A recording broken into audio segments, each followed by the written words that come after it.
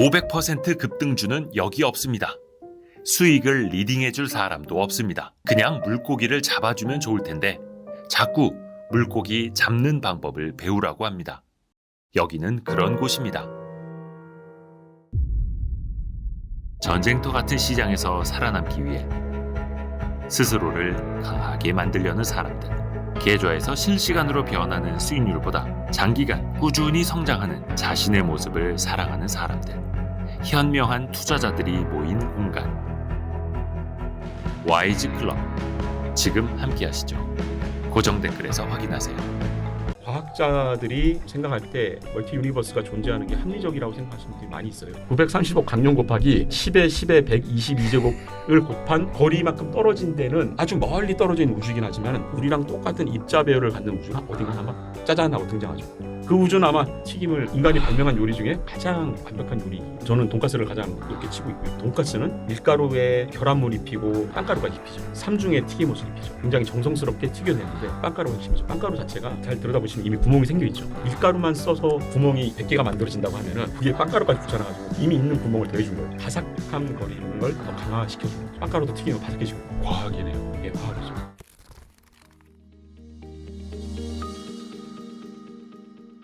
날마다 과학생각.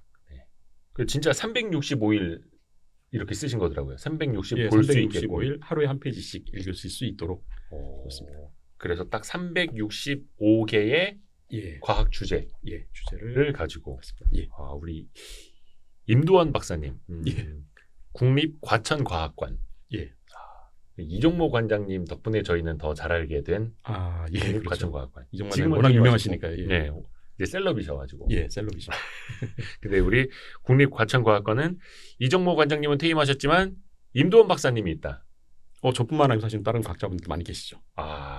겸손의 말씀을. 그래서 또 이번에 그 좋은 책이 나와가지고 날마다 예. 과학생각. 그래서 저도 사실 책으로 읽으면은 물론 도움 많이 되죠. 예. 근데 이제 직접 저자께서 박사님이 나와서 몇 가지만 좀 재밌게 예. 이야기해 주시면은 더 좋을 예. 것 같아가지고 제가 이제 멀리까지 여의도까지 와달라고 모셨습니다. 사실 이렇게 보면은 과학이 어렵진 않아요. 재밌어요. 재밌죠. 재밌는 이야기랑 연계해서 사실은 쓰려고 좀 노력을 했습니다. 일반 대중들은 과학 잘 모르시는 분들은 네. 본인들이 아는 이야기랑 연계될 때 사실은 호기심, 흥미를 많이 느끼시거든요. 그렇죠. 그래서 과학 얘기를 하면서 되도록이면 공식, 수식 이런 거 얘기 안 하면서 일상적인 이야기를 통해서 과학을 좀 전달하고 싶었던 거죠. 근데 영화 얘기가 사실은 우리한테 되게 재밌게 와닿습니다. 과학에 흥미를 느끼게끔 해주거든요. 그래서 과학을 설명할 때 아까 자원 소설 바로 이제 탈레스 나오고 엠페도클레스 나오고 아리스토텔레스 설명을 드리면 졸고 계세요. 근데 영화 아주 설명 들으시면 앉으시죠. 그러니까 흥미를 일단 유발을 하고 본인들이 아시는 얘기랑 연결되기 때문에 굉장히 재밌죠. 그 중에 하나가 사실은 인터스텔라라는 영화인데 인터스텔라 워낙 과학자분들이 많이 얘기하셨잖아요. 근데 사실 인터스텔라 얘기 제대로 하려면 이것도 한두 시간 갑니다. 그렇죠? 그렇죠. 그 안에 현대과학 얘기들이 다 들어있어요.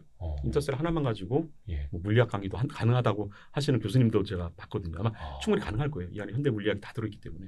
대표적인 것만 좀 이야기를 하자면 거기 이제 웜홀 웜홀 나오지 유명하죠.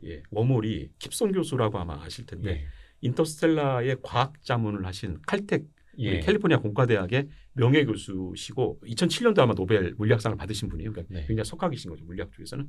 이분이 인터스텔라의 과학 자문을 맡으셨어요. 안에 들어가는 과학적인 콘텐츠에 대해서 자문을 맡으시면서 했을 때 이분이 이제 웜홀을 또 설명하신 거죠. 그러니까 웜홀을 어떤 수단으로 쓰냐면 영화를 보시면은 토성주의에 웜홀이 생겨가지고 글로 통해서 순식간에 저 먼 우주로 이동을 하죠. 그게 웜홀이 블랙홀과 뭔가 그러니까 들어가는 블랙홀, 빠져나오는 블랙홀이 두 개가 맞닿아 있다라는 얘기도 있고 전에 엑소는 또 하나 쪽은 화이트홀이라고 해서 블랙홀, 화이트홀 또 두 개 블랙홀만도 가능하다는 이론도 있고요. 아직 이쪽으로 들어가면 이쪽으로 나오죠. 근데 이게 완전히 이렇게 갈 수 있는 우주인데 이게 맞닿아 있는. 영화에서 설명을 아마 종이로 했던 것 같아요. 종이에서 여기서 여기까지 쭉 가야 되는데 이걸 종이로 접어가지고 구멍을 뚫으면 바로 가는 거잖아요. 그것처럼 공간을 휜 거죠. 휜 상태의 구멍이죠. 그러니까 우리 사과를 생각하면 우리 웜홀 자체가 사과 끝 이쪽에서 이쪽으로 가려면 이렇게 타고 넘어가야 되잖아요. 벌레가. 벌레 먹은 구멍. 근데 벌레가 쉽게 갈 수 있는 방법은 뚫어버리면 되죠. 공간을 뚫어버리는 것처럼 이 3차원 공간에 어딘가 구멍을 내서 반대편에 구멍을 내는 것들이 웜홀이고요. 이 웜홀은 사실은 이동 수단으로 사실은 생각이 나온 거죠. 근데 그 영화 속에서는 예. 웜홀을 발견한 거였나요? 아니면 그게 뭐 토대로제 만들어져 있죠. 만들어져 있다는 게 미래 인류가 웜홀을 만들어 놓은 거죠. 그러니까 미래의 누군가가 미래 누군가가 인류가 과거의 인류를 도와주기 위해서 만들어 놓은 거죠. 일로 와 여기 지름길이 있어서 우리가 일로 지름길로 가. 와줄게. 예. 근데 그게 물론 이제 영화 속에서는 그 쿠퍼의 딸인 머피 예. 맞나 이름이 뭐 이렇게 뭐 계산해가지고 만들어 놓은 그게 웜홀 맞나? 그 웜홀은 원래 있었고요. 아 웜홀은 원래 쿠퍼의 있었나? 딸은 나중에 중력 방정식을 완성하죠. 아 중력 방정식이 5번을 봤는데도 기억이 중력을 없네. 조절할 수 있는 방정식인데 지금은 저희가 이 지구상의 중력에 묶여 있잖아요. 지구를 떠나려면은 아 네. 우리 얼마 전에 뭐 일론 머스크 스페이스X 스페이스X, 쏘긴 했지만 난리 나죠. 쏘면 밑에 막 불 예, 붙고 예. 중력을 이기려면 엄청난 에너지가 필요하거든요. 그렇죠. 근데 중력 방정식을 새롭게 영화상에서는 아. 새로운 중력 방정식을 만들어서 중력을 이길 수 있는 방법을 찾아내죠. 그러니까 쉽게 이 우주로 나갈 수가 있는 거예요. 왜냐하면 그게 완성이 안 되면은 스페이스X에 태워서 갈 수 있는 인류가 그렇게 많지는 않겠죠. 그렇죠. 소수의 선택된 인류들만 나갈 건데 이 많은 인류들을 태우려면 중력을 이겨내야 됩니다. 그러니까 그 방정식을 완성하는데 그 딸이 중요한 역할을 하고 우리 쿠퍼가 블랙홀에 들어가서 무슨 정보를 주잖아요. 네. 그 정보 가지고 이 방정식을 만들어내죠. 그렇죠. 그런 플롯인데 사실 웜홀은 그 전에 이미 생성이 돼 있었고 이 쿠퍼를 먼 우주로 보낼 수 있게끔 만든 일종의 통로입니다. 아마 그 영화상에는 제가 알기로는 미래 인류가 예. 그걸 만들었다라고 얘기 나오고요. 미래 인류는 이제 그거를 만들 수 있는 기술이 있었던 것들이죠. 웜홀을 만들어 놓을 수 있는 기술이 언젠간 있다라는 게 영화의 설정. 예, 미래 인류는 가능하다. 사실 웜홀이 이 영화 전에 유명한 영화에 또 하나 등장하는데요. 제 책에는 없지만 네. 영화 콘택트 조디 그 포스터 나오고 조디 포스터. 예, 예, 그것도 예. 한참 전 영화 같은데 조디 포스터에 보면은 이때 칼 세건의 이 소설을 원작으로 한 영화거든요. 칼 세건이 이 킵성 교수한테 자문을 해요. 아. 먼 우주까지 순식간에 갈 수 있는 방법 뭐냐라고 했을 때 킵성 교수가 웜홀 쓰면 된다고 얘기를 합니다. 네. 그 영화에 처음에 웜홀이 등장하거든요. 아. 그 조디 포스터가 만든 장치가 웜홀 이동 장치예요. 어허. 거기 타면은 순식간에 아마 26광년 정도 떨어진 백화성, 그러니까 우리 따지면은 직녀성이죠. 우리말로는 직녀성. 네. 그러니까 빛의 속도로 26광년, 26년을 가야 되는 거리에 있는 별에 순식간으로 이동합니다. 그때 이제 웜홀을 타서 이동을 하죠. 그 웜홀이 이 인터스텔라에 다시 한 번 더 등장하죠. 킵성 교수에 의해서. 나오는 군형이 어딘지를 알아야 되는데. 그렇죠. 그 설계가 이제 미래 기술이 필요한 것들이. 이야, 신기하다. 물론 영화 속이니까. 근데 가장 가까운 블랙홀이 지구로부터 1,500광년 떨어진 곳에 1,500광년, 있다고. 예, 빛의 속도로 1,500년이죠. 사실상 인류는 도달할 가능성이 현재 기술은 없죠. 근데 이게 관측이 된 거죠. 관측이 됐습니다. 이게 2022년에 예. 우리 하버드 스미소니언 천체 물리학 연구소라는 데가 있는데 예. 거기서 발표를 했죠. 그러니까 이 기록들이 좀 당겨지고 있어요. 그러니까 이거보다 좀 더 먼 블랙홀이 발견이 됐으면은 발견하면서 조금씩 가까운 것들을 찾고 있죠. 지금까지 기록상으로는 1,500광년이 작년에 이제 발견이 됐는데 그러니까 만약에 이 블랙홀에 갈 수 있으면은 여러 가지 일들이 좀 일어나겠죠. 사실 웜홀을 이용하면 순식간에 가죠. 지금 우리가 아무리 로켓을 해도 빛의 속도로 1,500년을 가야 되는데 인류가 도달할 가능성은 없어 보이고요. 만약에 웜홀을 다룰 수 있는 존재가 웜홀을 만들어 주거나 네. 우리가 만약 웜홀을 만든다고 하면은 여기까지 순식간에 이동이 가능하고 근데 그러면 사실은 좀 골치 아픈 문제가 생겨요. 영화에서 나온 것처럼 빠른 속도로 이동 우리 아인슈타인의 상대성 이론인데 네네네. 빠른 속도로 이동하면 시간이 천천히 간다고 하는 게 상대성 예. 이론이거든요. 근데 또 일반 상대성 이론에 따르면 중력이 센 공간을 머물러 있으면은 시간이 빨리 천천히 간다. 갑니다. 그러니까 아, 시간이 천천히 간다. 천천히 천천히. 예, 그러면은 빠른 속도로 이동했다가 블랙홀에서 조금 뭐 작업을 하다가 돌아오면은 이 우주 비행사 쿠퍼는 시간이 굉장히 천천히 흘렀죠. 그렇죠. 나는 뭐 한 2, 3년 정도 여행을 한 것 같은데 지구에 돌아왔더니 수십 년이 흘러버린 거예요. 그렇죠. 마지막에 쿠퍼가 딸을 만났을 때 딸은 임종을 앞두고 있었죠. 예, 거의 90 가까이 된 예. 노인이 돼 있었는데 그런 사태들이 발생을 할 수가 있죠. 그러니까 편도 여행인 거죠. 과거로는 못 가고 미래로만 가는 여행이 가능한 거죠. 아, 시간을 아껴서. 그렇죠. 미래로만 갔는데 예. 내가 만약 그런 여행을 했다면 사실 과거로 가고 싶겠죠. 네. 늙어버린 딸보다는 다시 어린 딸을 제외하고 싶을 텐데 네.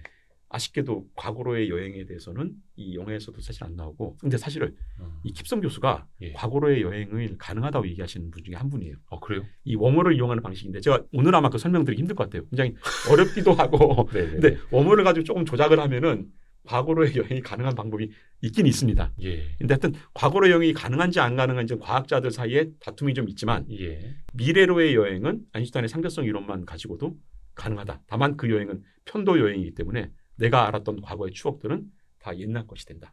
아. 부분을 아시고 만약에 혹시 미래로 갈 기회가 주어진다면 그거 이해하시고 우주선 타셔야 될 거예요. 그냥 타시면은 난감한 상황이 올 수 있습니다. 미래 갈 때 그 잘 참고하고 있겠습니다. 요거는 우주 이야기인지 이게 상상의 영역인지 모르겠는데 예. 책에도 멀티 유니버스라는 게 나옵니다. 마블 영화에서 이거 많이 써먹잖아요. 요즘 마블 영화가 멀티 유니버스까지 갔죠. 스파이더맨도 예. 멀티 유니버스 통해서 예. 각 예전에 스파이더맨 다 모여서 다른 우주에 살고 맞습니다. 있는 스파이더맨 다 불러오고 예. 닥터 스트레인지도 멀티 유니버스 막 그렇습니다. 돌아다니다가 예. 오고 이게 근데 과학적으로 또 다른 우주를 뭐 만들 수도 있고 또 다른 우주를 발견할 수도 있고 그런 게 있나요? 증명은 안 된 거고요. 그러니까 이론으로만 남아 있는 것들. 이론. 근데 과학자들이 좀 생각할 때 멀티 유니버스가 존재하는 게 합리적이라고 생각하시는 분들이 많이 있어요. 아 그래요? 예, 그래서 그 때문에 이제 이 얘기가 나오고 영화가 되기도 했는데 물론 현재까지 증명된 바는 없습니다. 다만 그렇죠. 증명이 됐으면 예. 지금 뭐 근데 난리가 났죠. 이게 좀 현대 물리학, 과학에 밝혀진 그 이론들이나 어떤 성과들을 종합해 보면은 예. 다중우주가 존재할 가능성이 좀 많아 보인다라고 생각하시는 분들이 있기 때문에 그래요? 이 우주가 나오는 것들이죠. 그래서 몇 가지 이제 다중우주가 좀 나오는데 대표적인 게 이제 그 누벼 이온 다중우주라고, 그러니까 뭐냐면은 우리 그 이불들, 그 헝겊 조각들을 이렇게 서로 이렇게 누벼 있잖아요. 네, 누빙 이렇게 이불. 누벼 이어서 이불을 만들듯이 우주가 네. 여러 가지 우주가 이렇게 옆에 꿰매가지고 붙어 있다라고 생각하는 우주가 있는데 아. 이 개념이 나온 게 아까 제가 말씀드린 결정론하고 좀 관련이 있어요. 이 우주가 입자들로 구성됐다고 말씀드렸잖아요. 네. 저나 편집자님이나 모든 것들은 입자로 구성되어 있는데 입자가 어떻게 조합하냐에 따라서 제가 될 수도 있고 네. 입자를 이렇게 조합하면은 우리 편집자님이 되는 네. 거죠. 입자 조합하는 방법에 따라 우주의 모양이 결정이 되거든요. 네. 근데 우리 과학자분들이 이 입자의 조합 수를 계산합니다. 네. 왜냐하면 우주가 우리가 빅뱅에서 시작됐다고 했잖아요. 네. 그러면 우주가 지금 과학자들이 추정하는 우주의 크기가 한 930억 광년 정도 지름으로. 그러니까 빛의 속도로 930억 년을 가야 돼요. 예. 무한하죠 사실상. 우리 개념으로는 무한한데 예. 그래도 사실은 수학적으로 보면은 유한해요. 한계가 있잖아요. 예. 너무 크긴 하지만 930억 광년이라는 일정한 크기를 가지고 있고 그러면 이 안에 있는 입자들의 수도 우리 인간의 개념으로는 무한한 것처럼 보이지만 유한하죠. 네. 숫자가 너무 많아서 표현을 못하지만 유한한 수예요. 예. 우주가. 그러면 그 입자들이 배열하는 경우의 수도 유한하겠죠. 만약에 빨간색 공하고 파란색 공을 배열하는 방법은 몇 가지가 있을까요? 두 가지죠. 빨간 거, 파란 거 또는 파란 거, 빨간 거. 근데 두 개만 있다면? 예, 두 개만 있다면 만약에 세 가지 종류가 있다면 빨파, 노가 있다면 네네네. 여섯 가지죠. 3 곱하기 2 곱하기 1. 네. 이게 아마 수학적으로 계산하는 방법이 있는데 하여튼 네. 이 입자들의 개수가 정해지면은 이 경우의 수가 결정이 됩니다. 아하. 근데 이걸 이제 과학자들이 또 계산한 게 있어요. 우주의 예. 크기를 생각하고 이 안에 있는 입자의 수를 결정하고 했는데 그러면 경우의 수가 계산한 게 10제곱에 예. 거기에 또 122제곱. 그러니까 10에 10제곱에 거기에 네. 122제곱. 사실 이 숫자의 크기는 중요하지 않아요. 여기서 얘기한 건 엄청나게 큰 수이긴 하지만 계산할 수 있는 유한한 수다. 네. 아까 제가 우주는 유한하다 말씀드렸죠. 예. 이 안에 있는 입자도 유한한 개수가 있죠. 그럼 유한한 개수에 있는 입자가 배열하는 경우 수도 유한하죠. 그러면 우주가 만약에 우리 우주가 아니고 이 공간 자체는 무한하다고 과학자들이 보고 있거든요. 네. 그러면 이 우리 우주 말고 다른 데도 또 비슷한 우주들이 생겼어요. 네네네. 그럼 그 안에도 입자들이 있겠죠. 네. 그럼 어떤 우주인가는 이 우주랑 동일한 입자 배열을 갖는 우주. 예. 그러니까 만약 두 개의 입자가 있었는데 빨강, 파랑 맞는 입자가 이 우주가 있고 어떤 우주는 파랑이 먼저 오고 빨강이 있는 우주가 있고 네. 또 어떤 우주는 빨강이 먼저 오고 파랑이 오는 우주가 있잖아요. 그러면 예. 이 두 우주는 같죠. 배열이. 어... 근데 이 두 개만 설명드렸고 입자수가 워낙 많기 때문에 여러 가지 배합하다 보면 언젠가는 우리 우주랑 똑같은 입자 배열을 경우의 수를 갖는 우주가 어딘가는 있습니다. 확률적으로는 아주 희박하지만 이걸 계산하는 시기에 제가 이걸 말씀드리면 이해하시는 분들이 소수 계실 거고 이해를 못하시는 분들이 대부분하실 건데 그걸 제가 이해하겠습니까? 계산을 하면은 930억 광년이라고 말씀드렸잖아요. 네. 930억 광년 곱하기 예. 아까 10에 122제곱을 곱한 네. 거리만큼 떨어진 데는 네. 우리랑 똑같은 우주가 나옵니다. 10에 122제곱이라는 게 경우의 수에 말씀드린 거잖아요. 그러니까 이 경우의 수를 한 번 다 돌고 나면 다시 원래대로 오죠. 그게 930억 광년만큼 이 경우의 수를 다 곱해 나가다 보면은 아주 멀리 떨어져 있는 우주이긴 하지만 우리랑 똑같은 입자 배열을 갖는 우주가 어딘가 한번 짜잔 하고 등장하죠. 그 우주는 아마 지금처럼 이 똑같은 자리에 저랑 똑같은 다중우주의 저란 존재가 또 편집자님 똑같은 분하고 이야기를 하고 있을 거예요. 물론 또 다른 우주는 입자 배열이 조금 달라가지고 편집자님이 아니고 뭐 녹색 괴물하고 제가 얘기할 수도 있죠. 그러니까 이런 다중우주가 있는 거죠. 아마 스파이더맨 얘기하는데 스파이더맨은 다중우주 중에 스파이더맨이 한 우주로 모인 거죠. 또 하나 개념 설명드리면 아마 네. 이 개념이 가장 오래 나왔던 개념이고 네. 다세계 해석이라고 좀 아시는지는 모르겠어요. 다세계 해석. 그 슈레딩거의 고양이라는 말 많이 들어보셨을 것 같은데 양자의 과학에서는 어떤 상태를 관찰 전에는 그 상태를 알 수가 없고 관찰 이후에 좀 밝혀진다고 하는 해석이 있거든요. 그러니까 슈레딩거 고양이 보면은 상자 안에 슈레딩거 고양이를 넣고 이 안에 어떤 방사능 물질을 넣어가지고 이게 만약 분해되면은 이 고양이가 죽게끔 설계가 돼 있는데 이 뚜껑을 열기 전에는 고양이가 죽었는지 살았는지를 알 수 없는 상태죠. 근데 열면 어떻습니까? 고양이가 죽어 있거나 살아 있거나 만약 저기 방사능이 붕괴가 안 됐다면 이 방사능 붕괴가 확률적으로 일어나거든요. 일어날 확률이 50%, 안 일어날 확률이 50%입니다. 그러면 뚜껑을 열면은 고양이가 살아 있을 수도 있고 죽어 있을 수도 있는데 그건 뚜껑 열었을 때 얘기고 양자역학에서 어떻게 얘기를 하냐면 뚜껑을 닫았을 때는 이 안의 상태는 죽어 있는 상태랑 살아 있는 상태가 중첩돼 있다. 중첩. 좀 어렵긴 하지만은 이렇게 설명을 해요. 그러면은 재밌는 일이 발생하죠. 뚜껑 열면은 고양이가 살아 있거나 죽어 있거나 해요. 뚜껑을 닫으면 상태가 중첩돼 있죠. 그러니까 확률적으로 두 가지 상태가 있는데 열었을 때 한 가지만 남는 거죠. 살아있는 상태가 남았으면 죽어있는 상태는 어디 갔냐라고 질문을 하거든요. 그때 나온 게 다세계 해석인데 우주가 갈라진다. 그러니까 이 고양이가 있는 상태에서는 죽어있는 상태에 살아있는 상태가 중첩이 됐는데 뚜껑을 여는 순간 내 우주에서는 고양이가 살아있지만 그 순간 고양이가 죽어있는 우주가 분화돼서 나간다고 보는 거예요. 그럼 우주가 쪼개서 나가는 것들이죠. 어디로 나가요? 모르죠. 이 우주 말고 어딘가 또 우주가 있는 거예요. 그 우주에는 슈레딩거의 고양이가 살아있죠. 제 우주는 죽어있고. 양자각 해석입니다. 좀 어렵긴 하지만 이걸 다세계 해석이라고 하는데 이런 개념에서도 사실은 우주가 많이 만들어져요. 사실은 소스코드라는 영화가 있는데 보셨을 거예요. 소스코드 보면은 그 테러리스트 잡으려고 상위군이죠. 그러니까 저기 전쟁터에서 식물인간이 됐죠. 완전 마비가 된 분을 컴퓨터 가상세계랑 연결해가지고 그 가상세계 집어넣고 그 가상세계 안에 테러로 희생된 사람들의 기억들을 가상세계에 넣어서 가상세계를 꾸며놨죠. 그리고 이 전직 군인이죠. 그러니까 군인이 그 가상세계에 들어가서 테러리스트를 찾는 영화죠. 그러니까 과거의 정보를 더듬어서 테러리스트. 왜냐하면 이 테러리스트가 두 번째 테러를 예고했기 때문에 그걸 막으려면은 이 테러리스트 정보를 알아야 돼요. 그러니까 그 작업을 한 건데 이 마지막 장면이 굉장히 유명해요. 그러니까 이 장면이 어떤 장면이냐면은 이 군인이 모든 임무를 다 끝내고 나서 그 관리자한테 요구하는 게 있어요. 자기를 다시 한번 그 가상세계에 넣어주고 나 현실 세계 너무 비참하잖아요. 이미 몸은 다 망가져 있고 의식만 살아있는 상태니까 생명 유지 장치를 꺼달라고 얘기해요. 그리고 이 주인공이 가상 세계에 가서 한 일이 뭐냐면 원래 역할은 테러리스트 정보만 알면 돼요. 그리고 현실의 정보 전달해서 현실의 테러리스트 잡으면 되는데 그리고 과거 그 사이버 세상에서는 테러가 일어나죠.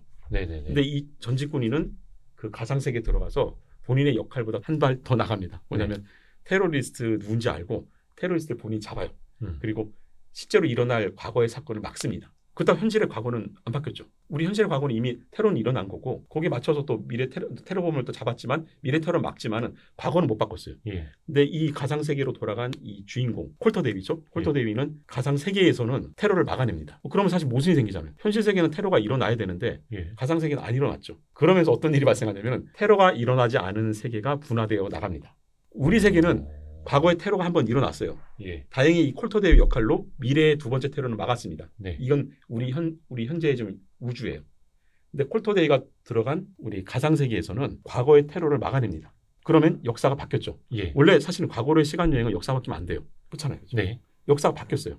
그 순간 이 우주가 새롭게 분화돼 나가면서 콜터 데이는 영화상에 보면은 그 데이는 거기서 연인을 만나가지고 완전한 몸으로 물론 가상 세계이긴 하지만 새로운 우주 내에서 행복하게 살아가는 걸로 나와요. 그러니까, 그 내용 자체가 사실 이 내용이거든요. 다세계에서. 과거가 바뀌어서 현재에 영향을 미치는 것도 아니고 가상세계라고 해서 그냥 서버 속에서만 일어난 일도 아니고 이게 자체가 아예 그냥 새로운 우주를 그러니까 이 영화 재밌는 게 다세계에서 그러니까 뭔가 역사가 바뀌면서 우주가 갈라져 나온다는 것도 있고 가상세계도 우주가 될 수 있다는 거까지 얘기하죠. 제가 하나 마지막 드릴 게 또 하나의 가상 우주가 저기 다중 우주가 가상의 사이버 우주거든요. 매트릭스 보셨잖아요. 영화 매트릭스. 매트릭스 세상이 보면은 실제 세상이 아니죠.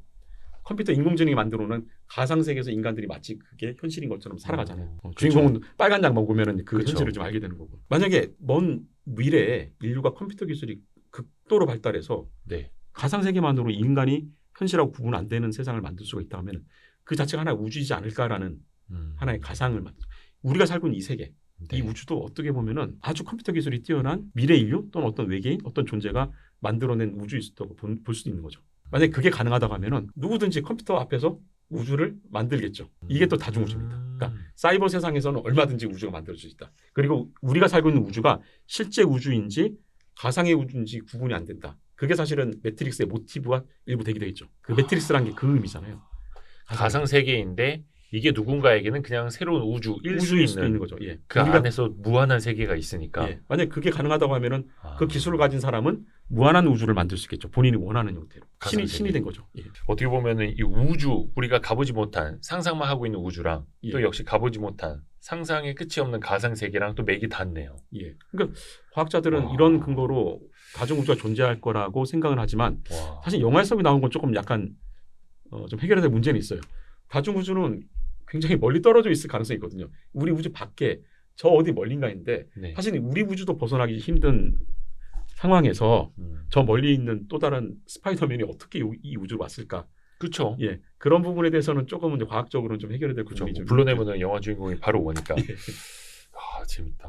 저는 진짜 옛날에 마이너리티 리포트 그 영화가 몇 년도 영화죠? 저 마이너리티 리포트가 2002년입니다. 2002년이요? 예, 월드컵 할 때 영화니까. 예. 근데 거기 우와. 장면들이 보면 사실은 지금도 기억이 나는 장면이 계시죠? 그럼요. 이거 예, 손으로 이렇게 하는 거. 손에 그 예. 디스플레이 그거. 지금 나와도 아마 촌스럽지 않을 정도로 맞아요. 어느 정도 높은 근데 거기서 핵심이 그거잖아요. 예지자들이 있지 않습니까? 그렇죠. 예지자가 세 분이 나오죠. 목욕탕에 누워 있는 사람들 맨날. 목욕탕이었나요? 물속에 이렇게 들어가서 예. 항상 누워 계시죠. 나오면 큰일 나죠, 사실은. 예전에 예. 그 무한도전에서도 따라했었던. 아무튼 근데 그분들이 예. 미래를 내다보고 미래를- 경찰들이 가서 범죄가 일어나기 한 1분 전, 예. 5분 전 딱 도착해갖고 잡잖아요. 미리 그렇죠. 거기가 이제 범죄국의 예. 프리크라임 시스템이라고 그러죠. 네. 그러니까 미리 우리 따지면 범죄 예방 시스템일 거예요. 범죄 예방 시스템을 운영하는데 그 예지자분들이 범죄가 일어날 때 특이하게 발생된 에너지를 예. 예지를 한 다음에 예. 경찰한테 가서 체포하라고 하죠. 그러니까 실제로는 범죄는 안 일어나요. 안 일어나는데 일어날 가능성이 예지자들이 100%라고 확신하게 되면 체포를 해오는 과정이죠. 막 살인하려고 하는 딱 그 직전에 그 경찰들이 딱 예, 사실 칼도 안 든 사람을 잡아오기도 하죠. 더 앞서가서. 더 앞서가서. 근데 이거 보면서 물론 이제 영화니까 그렇겠지만 예. 이 책에도 좀 그 내용을 쓰셨어요. 예. 미래에 일어날 일을 사전에 예측해서 행동을 할 수 있을까? 그렇죠. 제가 사실은 마이너리티 리포트를 쓴 이유 중에 하나가 예. 이 안에 사실 결정론이거든요. 우리가 여러 가지 세계관이 있잖아요. 뭐 네. 마블의 세계관, 뭐 여러 가지 세계관들이 있는데 결정론적인 세계관이라는 게 있습니다. 그 세상의 일들이 모두 결정이 돼 있다. 아. 예. 근데 이 결정론을 이해하게 되면은 사실은 과학이 시작된 지가 꽤 오래됐어요. 기원전 6세기경에 시작됐으니까 2000년이 넘었죠. 네. 처음 과학이 시작할 때부터 몇 가지 관점들이 변해옵니다. 그 중에 하나가 이제 결정론 관점이 현대과학의 사실 바탕이 됐는데 네. 그 이야기를 다루고 있기 때문에 사실 이 영화를 뽑았던 거고요. 이 영화를 자세히 이해하게 되면 과학의 흐름을 한눈에 사실은 볼 수가 있습니다. 결정론. 결정론. 그러니까 모든 것들이 결정돼 있다. 그러니까 예지자들이 미래를 아는 거죠. 결정이 돼 있으니까 예지자들이 본 것들이 실제로 일어날 가능성이 100%인 거고 체포를 해도 아무 문제가 없는 거죠. 혹시 박사님 그 전보로 다니는 거 좋아하세요? 전보로 좀 다녔습니다. 과학자긴 한데. 과학자인데. 네. 그러니까 오. 심리적인 거죠. 그래서 그거는 심리적인 예. 거고. 네, 저도 근데 이거를 과학적으로 이런 결정론을 주장한 사람들도 꽤 있는 거예요. 현대과학이 사실 결정론에 바탕을 뒀다고 보시면 될 것 같고요. 왜 그러냐면은 제가 좀 설명을 드려볼게요. 예. 현대과학에서 결정론을 좀 들고 나온 이유 중에 하나가 저나 모든 물질들 네. 우리 편신론이도 그렇지만은 다 입자들로 구성돼 있죠. 뭐 입자. 원자, 더 네. 작게는 뭐 전자, 쿼크까지 들어가는데 이 입자들로 구성돼 있다 보니까 입자들을 우리 당구공을 보게 되면은 당구공이 일정한 법칙에 따라 움직이잖아요. 네. 당구를 치게 되면은 그 안에 이제 몇 가지 물리 법칙이 있는데 초기 조건만 주어지면 사실 결과가 결정이 되죠. 그러니까 몇 가지 입자들이 초기 조건에 따라서 최종적인 결론은 법칙에 따라 명확하게 등장을 합니다. 우리 같은 사실은 이런 저희도 물질로 이루어졌고 입자들로 예. 이루어졌는데 예. 좀 복잡하긴 하지만은 이 입자들이 상호작용하면서 일어나는 작용들도 초기 조건만 안다고 하면은 미래에 어떻게 될지를 결과가 뻔하게 나오는 거죠. 당구공을 조금 더 복잡한 형태로 생각을 하시면 될 것 같아요. 초기 조건만 안다면 예. 어떻게 작용을 했을 때 어떤 그렇죠. 현상이 나타나는지. 예. 근데 사실 그거는 그냥 물리학의 영역 아닙니까? 물리학의 영역이죠. 다만 입자 물리학의 영역인데 네. 그거를 확대해서 어차피 저희 같은 물질, 저 같은 생물도 그렇고 무생물도 그렇고 다들 입자로 구성되어 있지 않습니까? 그러니까 입자들의 어떤 그 작용으로 본다고 하면은 물리학의 법칙들이 그대로 적용된다고 봐야죠. 그러면 결정론이 그래서 상이 등장하게 됐는데 예. 이 결정론이 등장한 게 사실은 17세기 우리 근대과학 혁명이라고 하죠. 뉴턴이 등장하고 예. 뉴턴 조금 이전에 이제 갈릴레오, 예.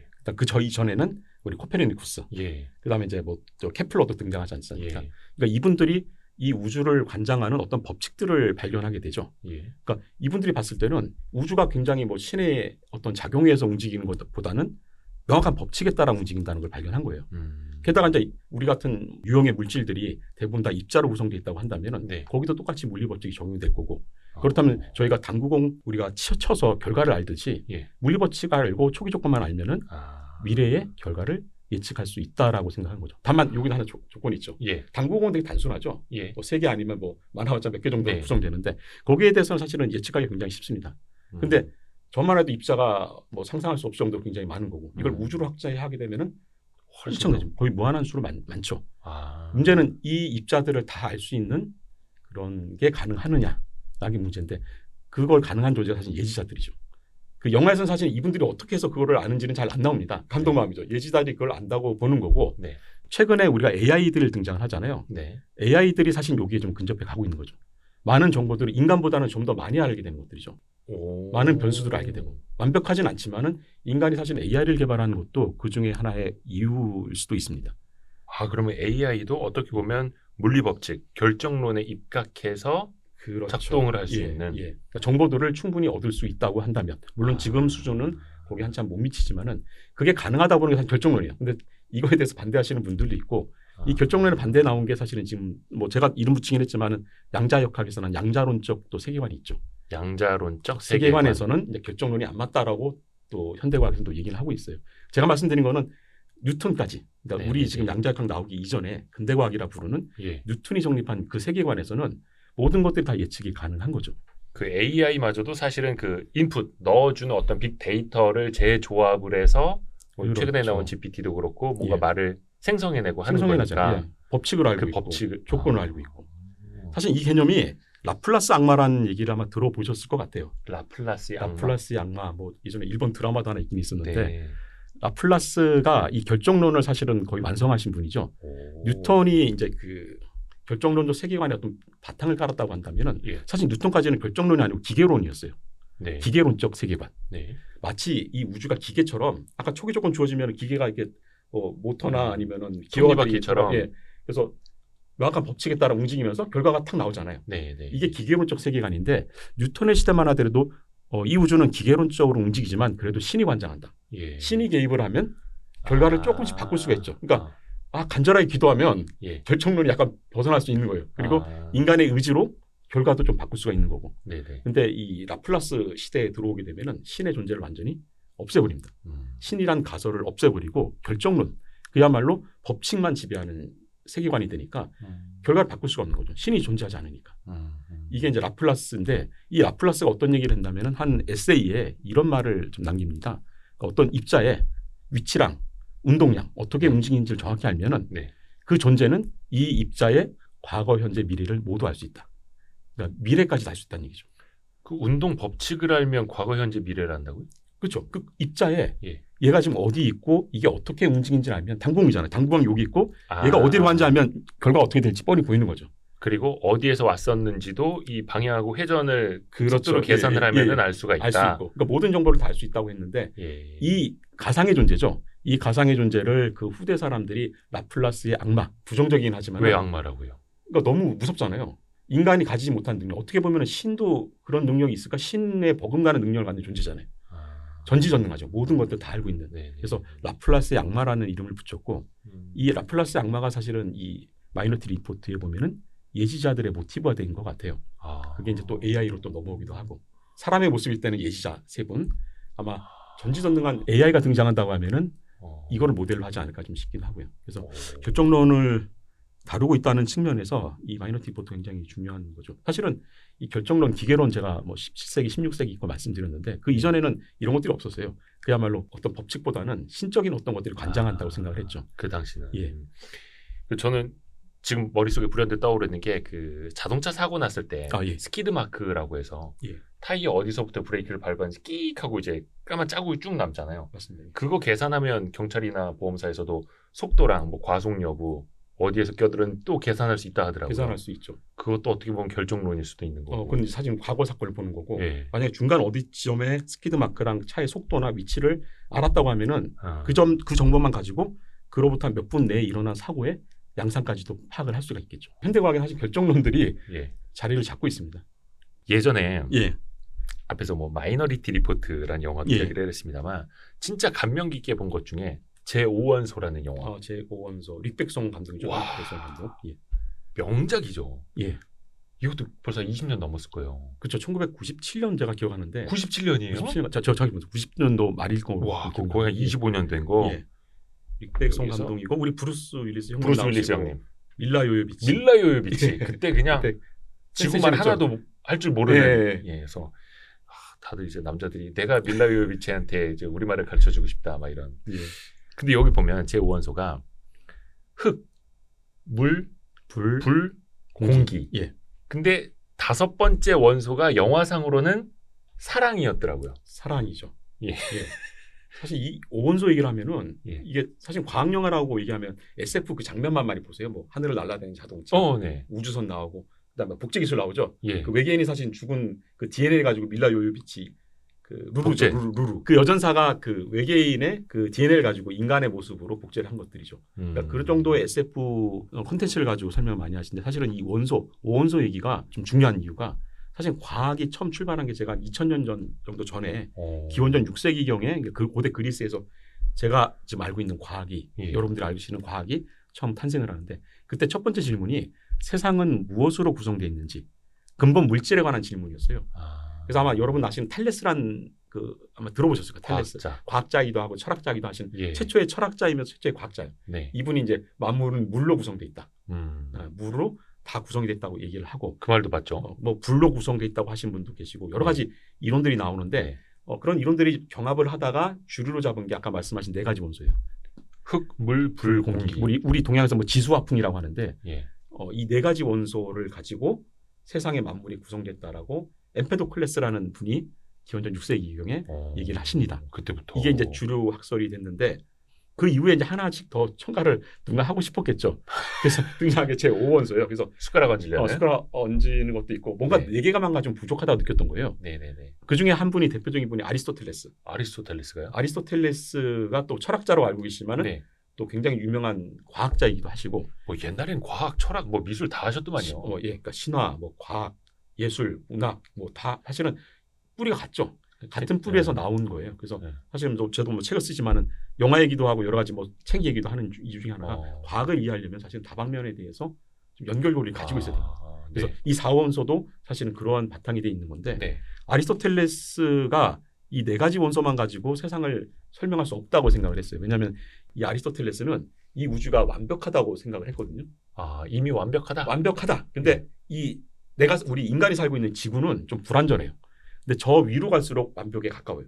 그리고 저 우주 밖에는 신적인 존재가 있어요. 그 신적인 존재가 이 우주를 관장하면서 이 우주에 있는 모든 만물들은 저 신적인 존재를 목적으로 해서 그러니까 예. 그 존재를 닮고 싶어하는 방향으로 변화가 일어난다고 설명을 합니다. 아. 그러면 저 위로 갈수록 완벽해야 되죠. 예. 그런데 지수화풍은 이 지구상에 있는 물질이잖아요. 네. 근데 저 우주에도 이게 있으면 안 된다고 생각한 거예요. 왜냐하면 하늘을 보면은 지구에는 뭐 돌멩이 같은 거 던지면 직선으로 날아가잖아요. 네. 시작과 끝이 있는 운동이죠. 네. 근데 하늘에 보면은 천체들이 운동이 어떻습니까? 원운동이죠. 예. 사실은 원은 아닌데 옛날 저 시각 우리 맨눈으로는 완벽한 원처럼 보였을 거예요. 예. 뭐 달이든 별이든 네네네. 태양이든. 네. 그러니까 완벽한 원운동을 하는 저 위쪽의 완벽한 세상은 이 물, 불, 공기, 흙이라는 이 어떻게 보면은 지구상에 있는 약간 열등한 소재가 아니고 예. 좀 다른 원소로 구성되어 있을 거라고 생각하는 거죠. 그래서 저 우주 너머는 그때 등장한 게 에테르입니다. 에테르라는 것 용어 들어보셨을 거예요. 에테르. 예, 이 에테르라는 물질로 구성되어 있다는 아리스토텔레스의 이론이 무려 2000년 동안 이어져 가지고 19세기 말까지 에테르가 존재한다고 믿어. 지금 에테르 없죠. 근데 그 에테르가 뭘 딱 지칭해서 가상의 물질입니다. 그냥 가상의 물질. 그러니까 불변하는 물질. 아까 물, 불, 공기, 흙은 조건에 따라 서로 상호간에 변화가 일어난다고 그래서 설명해요. 네네네. 뭐 물 가열하면 뭐 수증기에 날아가는 것처럼 네. 이 원소들이 변화를 하죠. 근데 이 에테르는 절대 변하지 않는 어떤 가상의 물질이 우주 공간을 꽉 채우고 있다고 아리스토텔레스가 설명을 했던 거고요. 근데 지금은 사실 없죠. 근데 에테르가 여기서 지금 약간 제가 좀 예. 딴지를 걸자면 그냥 알 수 없는 가상의 물질 뭔가로 가득 차여 있을 것이다. 그게 제5원소다. 예. 솔직히 그런 얘기는 저도 할 수 있을 것 같은데. 할 수 있죠. 근데 워낙 그냥 예. 아리스토텔레스가 했으니까 아리스토텔레스가 와, 예. 제가 아까 뭐 간단히 말씀드린 사실은 네. 이 아리스토텔레스가 저작들을 워낙 많고 다방면에 사실은 저작들을 남기면서 아. 오늘날 저희가 학문이라고 부를 수 있는 것들을 이분이 다 만들어내요. 물리학도 그렇고 우리 만든 과학, 뭐 네, 생물학 네, 네, 이런 부분들에 대해서 책 저술을 많이 하시거든요. 네. 워낙 권위자세요. 그러니까 아리스토텔레스를 빼놓고는 얘기할 수 없는 거고 그렇죠. 이분의 이론에 대해서 감히 토론을 할 수가 없어요. 예. 그렇다면 그만큼 그런 줄 알아요. 위대하신 분이기 때문에 그러니까 이분의 이론을 깨는 과정에서 사실은 근대과학이 시작된 거예요. 아까 뉴턴, 우리 갈릴레오, 우리 코페르니쿠스, 케플러 말씀드렸는데 이분들이 하나하나씩 이분들이 아리스토텔레스 이론에 대해서 반박을 하면서 사실 근대과학이 형성이 되죠. 감히 아리스토텔레스에게 맞서면서 예. 근대 과학이 완성되기 시작을 한. 어쨌든 이분 영향이 굉장히 컸던 거고. 근데 멋있다. 에테르라는 것들이 등장을 하는데 예. 근데 사실은 아리스토텔레스보다 사실은 5원소를 먼저 얘기한 게 이 엠페도클레스입니다. 4원 소설의 원래 주창자 하신 분이 네네네. 이분이 생각해 보니까 약간 이렇게 생각한 거예요. 물, 불, 공기, 흑이잖아요. 네. 이 네 가지 원소로 저도 형성이 되고 우리 편집자님도 형성이 되고 네. 뭐 이런 책들도 형성이 되는데 예. 어떻게 얘네들이 형성이 될까? 그러니까 사실은 이렇게 생각한 거죠. 이 네 가지 원소가 적정한 비율로 섞이면은 예. 된다는 거예요. 그러니까 저를 구성하고 있는 흙, 물, 불, 공기의 비율이죠. 뭐 예. 흙이 몇 프로, 물이 몇 프로 이거랑 이 종이컵을 구성하고 있는 그 네 가지 원소의 비율이 다르기 때문에 서로 다른 물질이 된다라고 엠페도클레스가 설명을 하는데 예. 그럼 이 네 원소들은 어떻게 결합을 했다 흩어질까? 저도 만약에 나중에 나이가 들어 죽으면은 몸이 분해가 되잖아요. 흙으로 돌아간다고 얘기하죠. 그렇죠. 그럼 이 원소들을 분해는 어떻게 일어나는 건지 라고 했을 때 엠페도클레스가 두 가지를 얘기하는데 하나는 사랑하고 증오입니다. 네? 사랑, 증오. 증오. 사랑과 증오로 분해가 된다. 분해가 된다.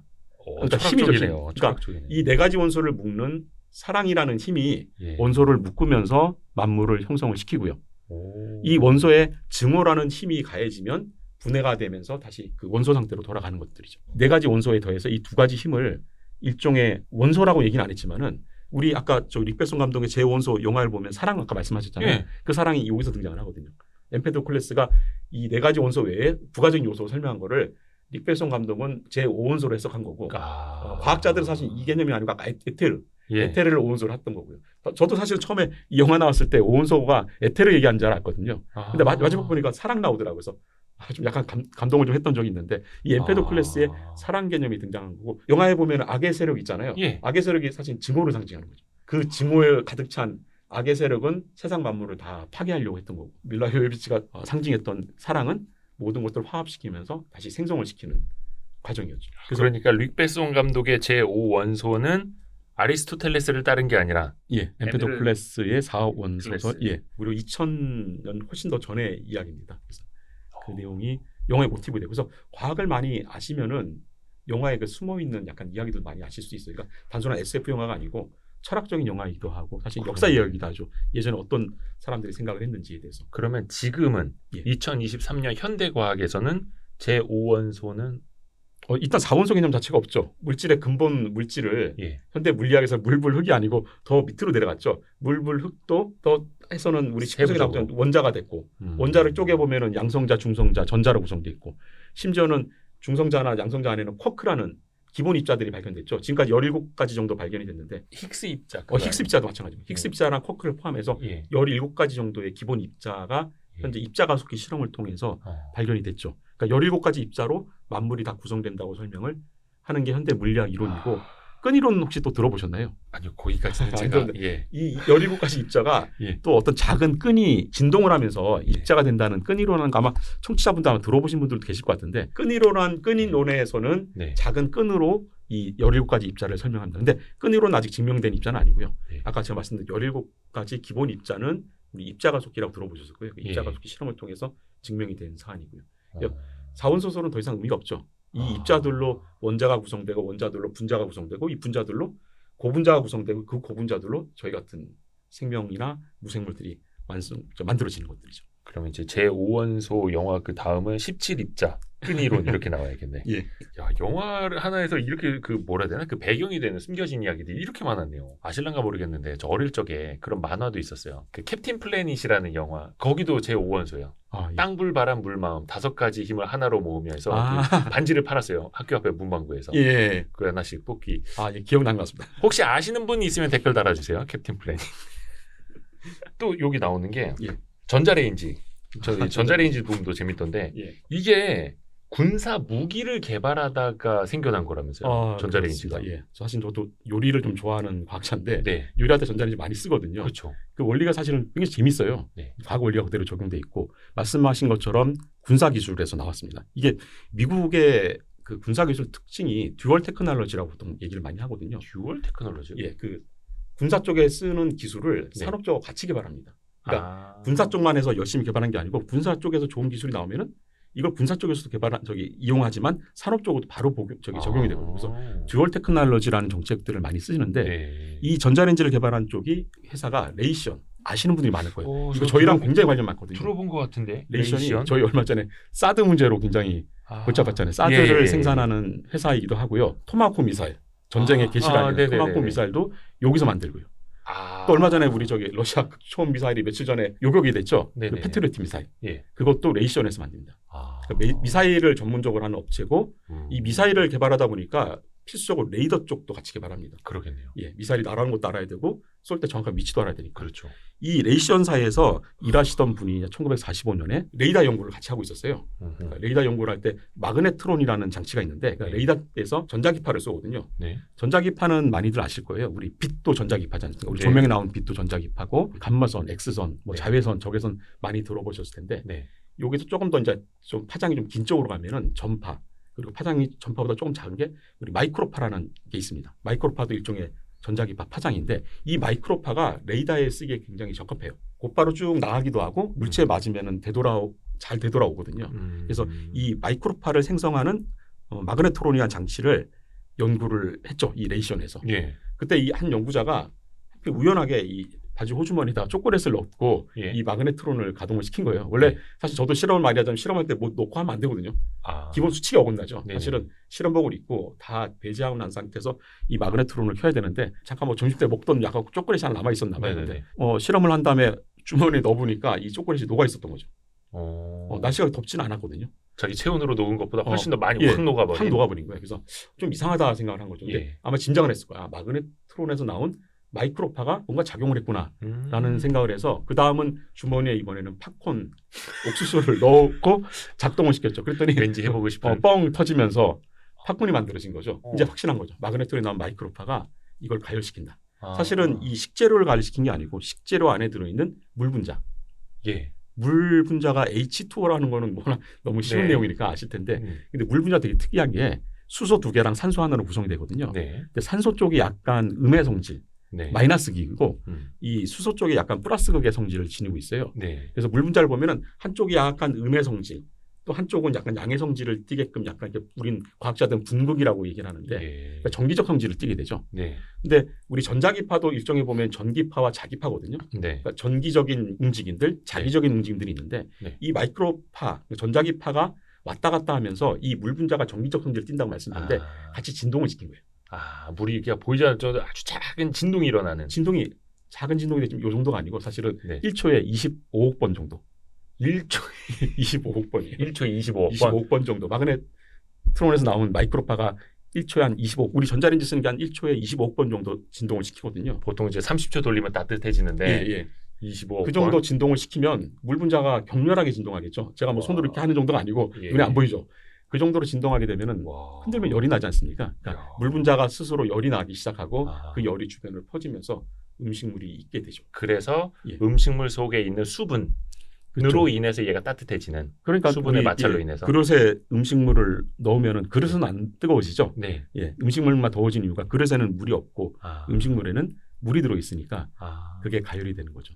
실제로는 굉장히 재밌는 게 물 분자의 고유진동수라는 개념이 있거든요. 고유진동수. 저 그네를 한번 예를 들어보겠습니다. 그네를 누가 타고 있는데 이걸 뒤에서 잘 밀어주면 어떻게 되죠? 점점점 이 진폭이 커지죠. 또 밀어주면 더 커지고 네. 굉장히 빨라집니다. 근데 이거를 잘 못 맞춰가지고 어긋난 거죠. 밀어야 될 때 그냥 잡아당기고 이렇게 되게 되면은 진동이 잘 안 일어나겠죠. 네네네. 그래서 이 고유한 진동수랑 맞게끔 진동이 가해지면은 더 잘 일어나거든요. 근데 실제로는 물 분자도 고유한 진동수가 있습니다. 그게 1초에 한 90억 번 정도인데 그러면 마이크로파를 그 정도 진동으로 쏴주면은 네. 더 진동이 잘 일어나죠. 아. 그러면은 사실 지금 30초 눌러야 될 거를 몇 초 만에 끝낼 수도 있거든요. 근데 실제로는 25번만 하는 이유가 좀 있습니다. 네네네. 왜냐하면 이게 너무 진동이 센 진동수가 높은 네. 그러니까 이렇게 많이 좀 진동하는 마이크로파는 이 물체를 잘 투과를 못합니다. 그러니까 식재로 깊숙하게 안 들어가죠. 그래서 그걸 고려해서 적어도 식재로 안에 한 5cm 이상 정도 들어갈 정도로 계산한 게 한 1초에 25억 번 정도. 그래서 그 정도로 계산해서 좀 과학자들이 만들어낸 게 전자레인지죠. 그게 가정용 전자레인지. 그래서 이 진동수를 잘 맞추면은 더 할 수는 있지만 사실은 이제 그런 부분들 제한이 있죠. 아마 타코마 브릿지라는 사건 아마 들어보셨을 것 같은데 다리 무너진 거 저희 과학관에 하나 있거든요. 보통 그걸로 과학관에 다리가 있어요? 모형이 있습니다. 모형이. 네. 타코마 브릿지라고 이 다리가 무너지는데 교과서에도 나오는 것 같아요. 그 다리가 무너지는 이유 중에 하나가 바람 때문에 다리가 흔들리는데 이 바람이 만들어내는 진동이 다리의 고유 진동수랑 일치를 했다. 그래서 아까 그네가 점점 빨라지는 것처럼 다리도 너무 많이 휘어지는 그렇죠. 그 다리가 진짜 막 엿가락처럼 막 하다가 그냥 무너져 버리는 사건이죠. 이게 이제 그 공진동이라고 해요. 공진 현상. 공진 현상. 예. 그래서 전자레인지도 공진 현상으로 많이 설명을 하시는데 실제로는 공진 현상은 아니고요. 예. 공진 현상하고 유사하게 마이크로파를 가열해서 거의 분자 진동을 하지만 실제로 그냥. 공진까지는 가지는 않습니다. 공진까지 가게 되면 아까 말씀드린 것처럼 식재로까지 마이크로파 충분히 내부로 침투 못하기 때문에 겉만 익어버릴 가능성이 많거든요.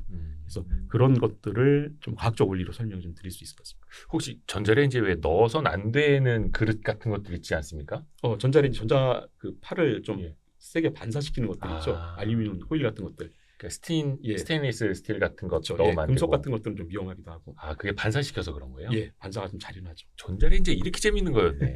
이런 걸 우리 학생들하고 같이 봐야 되는데 자녀들하고. 전자레인지를 좀 분해하면서 좀 설명을 드리면 좋은데. 전자레인지를 분해해요?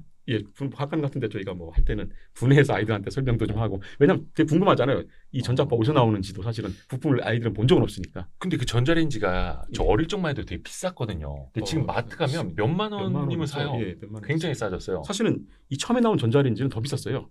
전자레인지 이름도 전자레인지가 아니고 레이더레인지.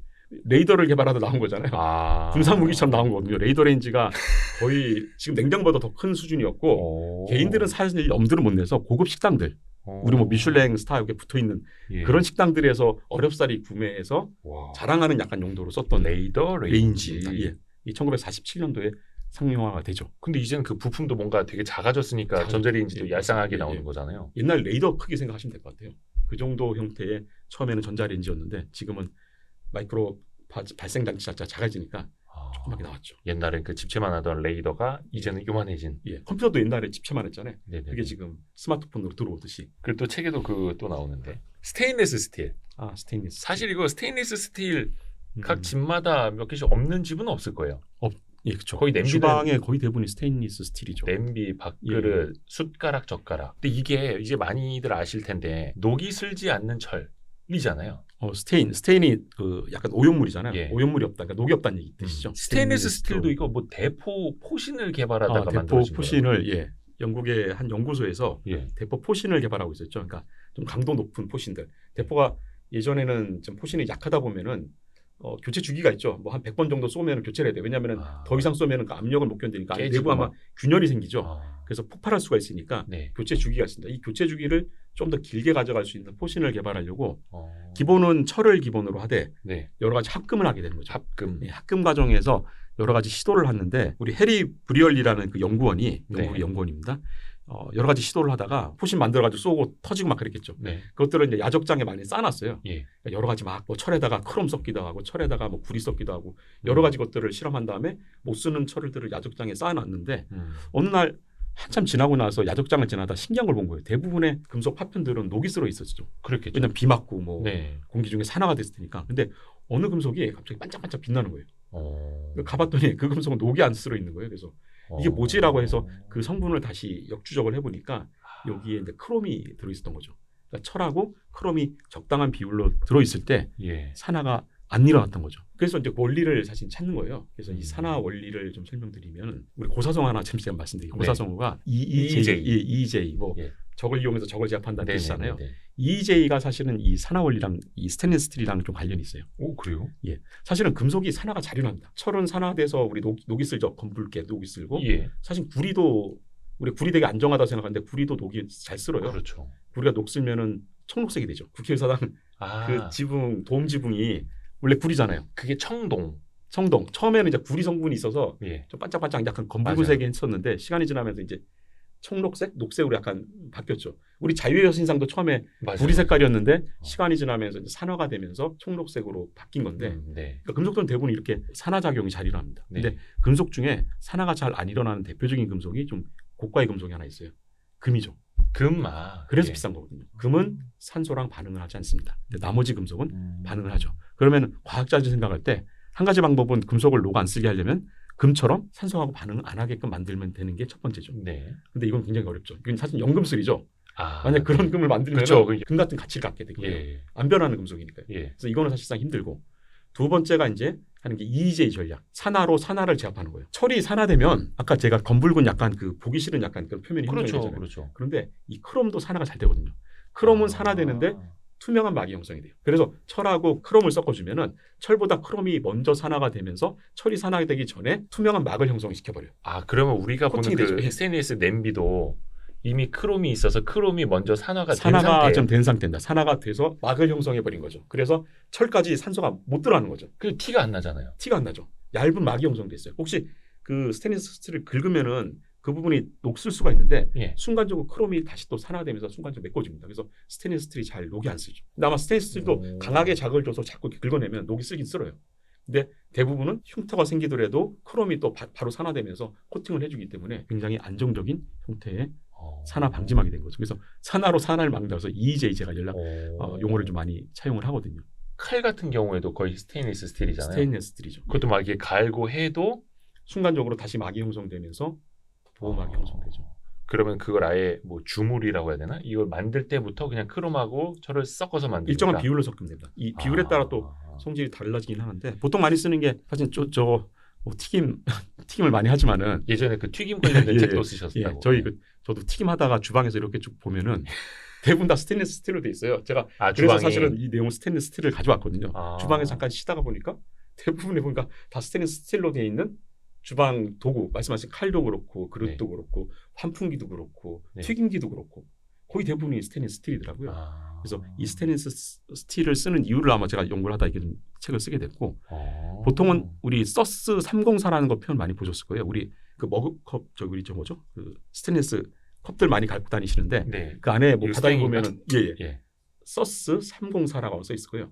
그러니까 주방에 쓰는 것들은 그러니까 이 스테인리스 스틸도 여러 종류가 있습니다. 크롬을 어느 비율로 쓰냐에 따라서 성질이 좀 달라지거든요. 그러니까 녹이 안 쓸고 그러니까 주방에 필요하려면 녹이 일단 안 쓸어야 되고 열에 강해야겠죠. 열을 또 많이 가열하니까. 네. 또 여러 가지 음식이 넣어야 되니까 화학약품에도 강해야 되겠죠. 그렇죠. 그러니까 그런 성질들이 좀 강한 것들을 서스 304라는 고품질의 스테인리스 강이 있어요. 서스 뭐 여러 번호들이 이게 붙어 있는데 철강 제품의 제품명입니다. 제품명. 그 우리 KS 규격. 그러니까 예. 사실 서스 304는 저희 규격이 아니고 일본 규격. 일본 옛날에 규격이요? 일본 규격을 많이 쓰다 보니까 서스 304라는 제품들이 많이 나오는데 저희 KS 규격으로는 STS 304. 최근 제품 보면 STS 304라 써 있는 제품도 있는데 서스 304라 써 있는 제품도 제가 더 많이 본 것 같아요. 관행적으로 이걸 많이 쓰고 있어서 그러니까 이 크롬의 한 10% 정도 내외에 들어간 약간 그 강을 말하고요. 근데 사실은 서스 304에는 크롬만 들어간 게 아니에요.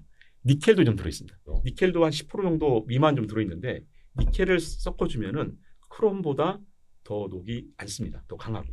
근데 비싸지겠네요. 니켈이 비싸요. 그래서 서스 304는 주방용품에 쓰게 되는 거고요. 아. 나머지 주방용품 이외에 스테인리스 스틸하고는 좀 차별화되어 있죠. 그래서 주방용품이나 집에서 쓰실 때 한번 상표를 잘 보시고 어떤 스테인리스 스틸인지 요즘은 그런 경우를 못 봤는데 예전에 보면 주방용품인데 좀 안 좋은 것들, 그러니까 니켈이 안 들어있거나 예. 크롬 함량이 좀 적거나 것들이 간혹 있었어요. 이제 그런 것들은 오래 사용하게 되면 녹이 쓸죠. 규격을 봐야 규격을 되는구나. 보셔야 되는데 최근에는 뭐 양심적으로 많이 좀 생산하시더라고요. 저도 주방에 있는 걸 쭉 다 보니까 다 상공사로 구성이 돼 있더라고요. 비싸긴 하지만. 그러네. 예. 그런 게 어딘가에 뭐 냄비 바닥이나 어디 써 있잖아요. 써 있습니다. 이거는 그냥 메이드 인 차이나만 써 있는데 아마 그 안쪽에 써 있을 거예요. 이 안쪽에 이 보시면. 안쪽이에요? 집에 가서 이것도 한번 찾아봐야겠습니다. 이제 애들한테 아는 척 하는 거죠. 너 이거 SUS 서스 304 뭔지 알아? 뭐 이러면서. 근데 박사님은 튀김을 왜 이렇게 좋아하시는 거예요? 저희 처가댁에서 돈가스 집을 해서 아. 튀김을 좋아한다기보다는 예. 예전에 저희 장모님 창업하실 때 예. 제가 이제 본격적으로 뭐 과학자 생활하기 전이었거든요. 예.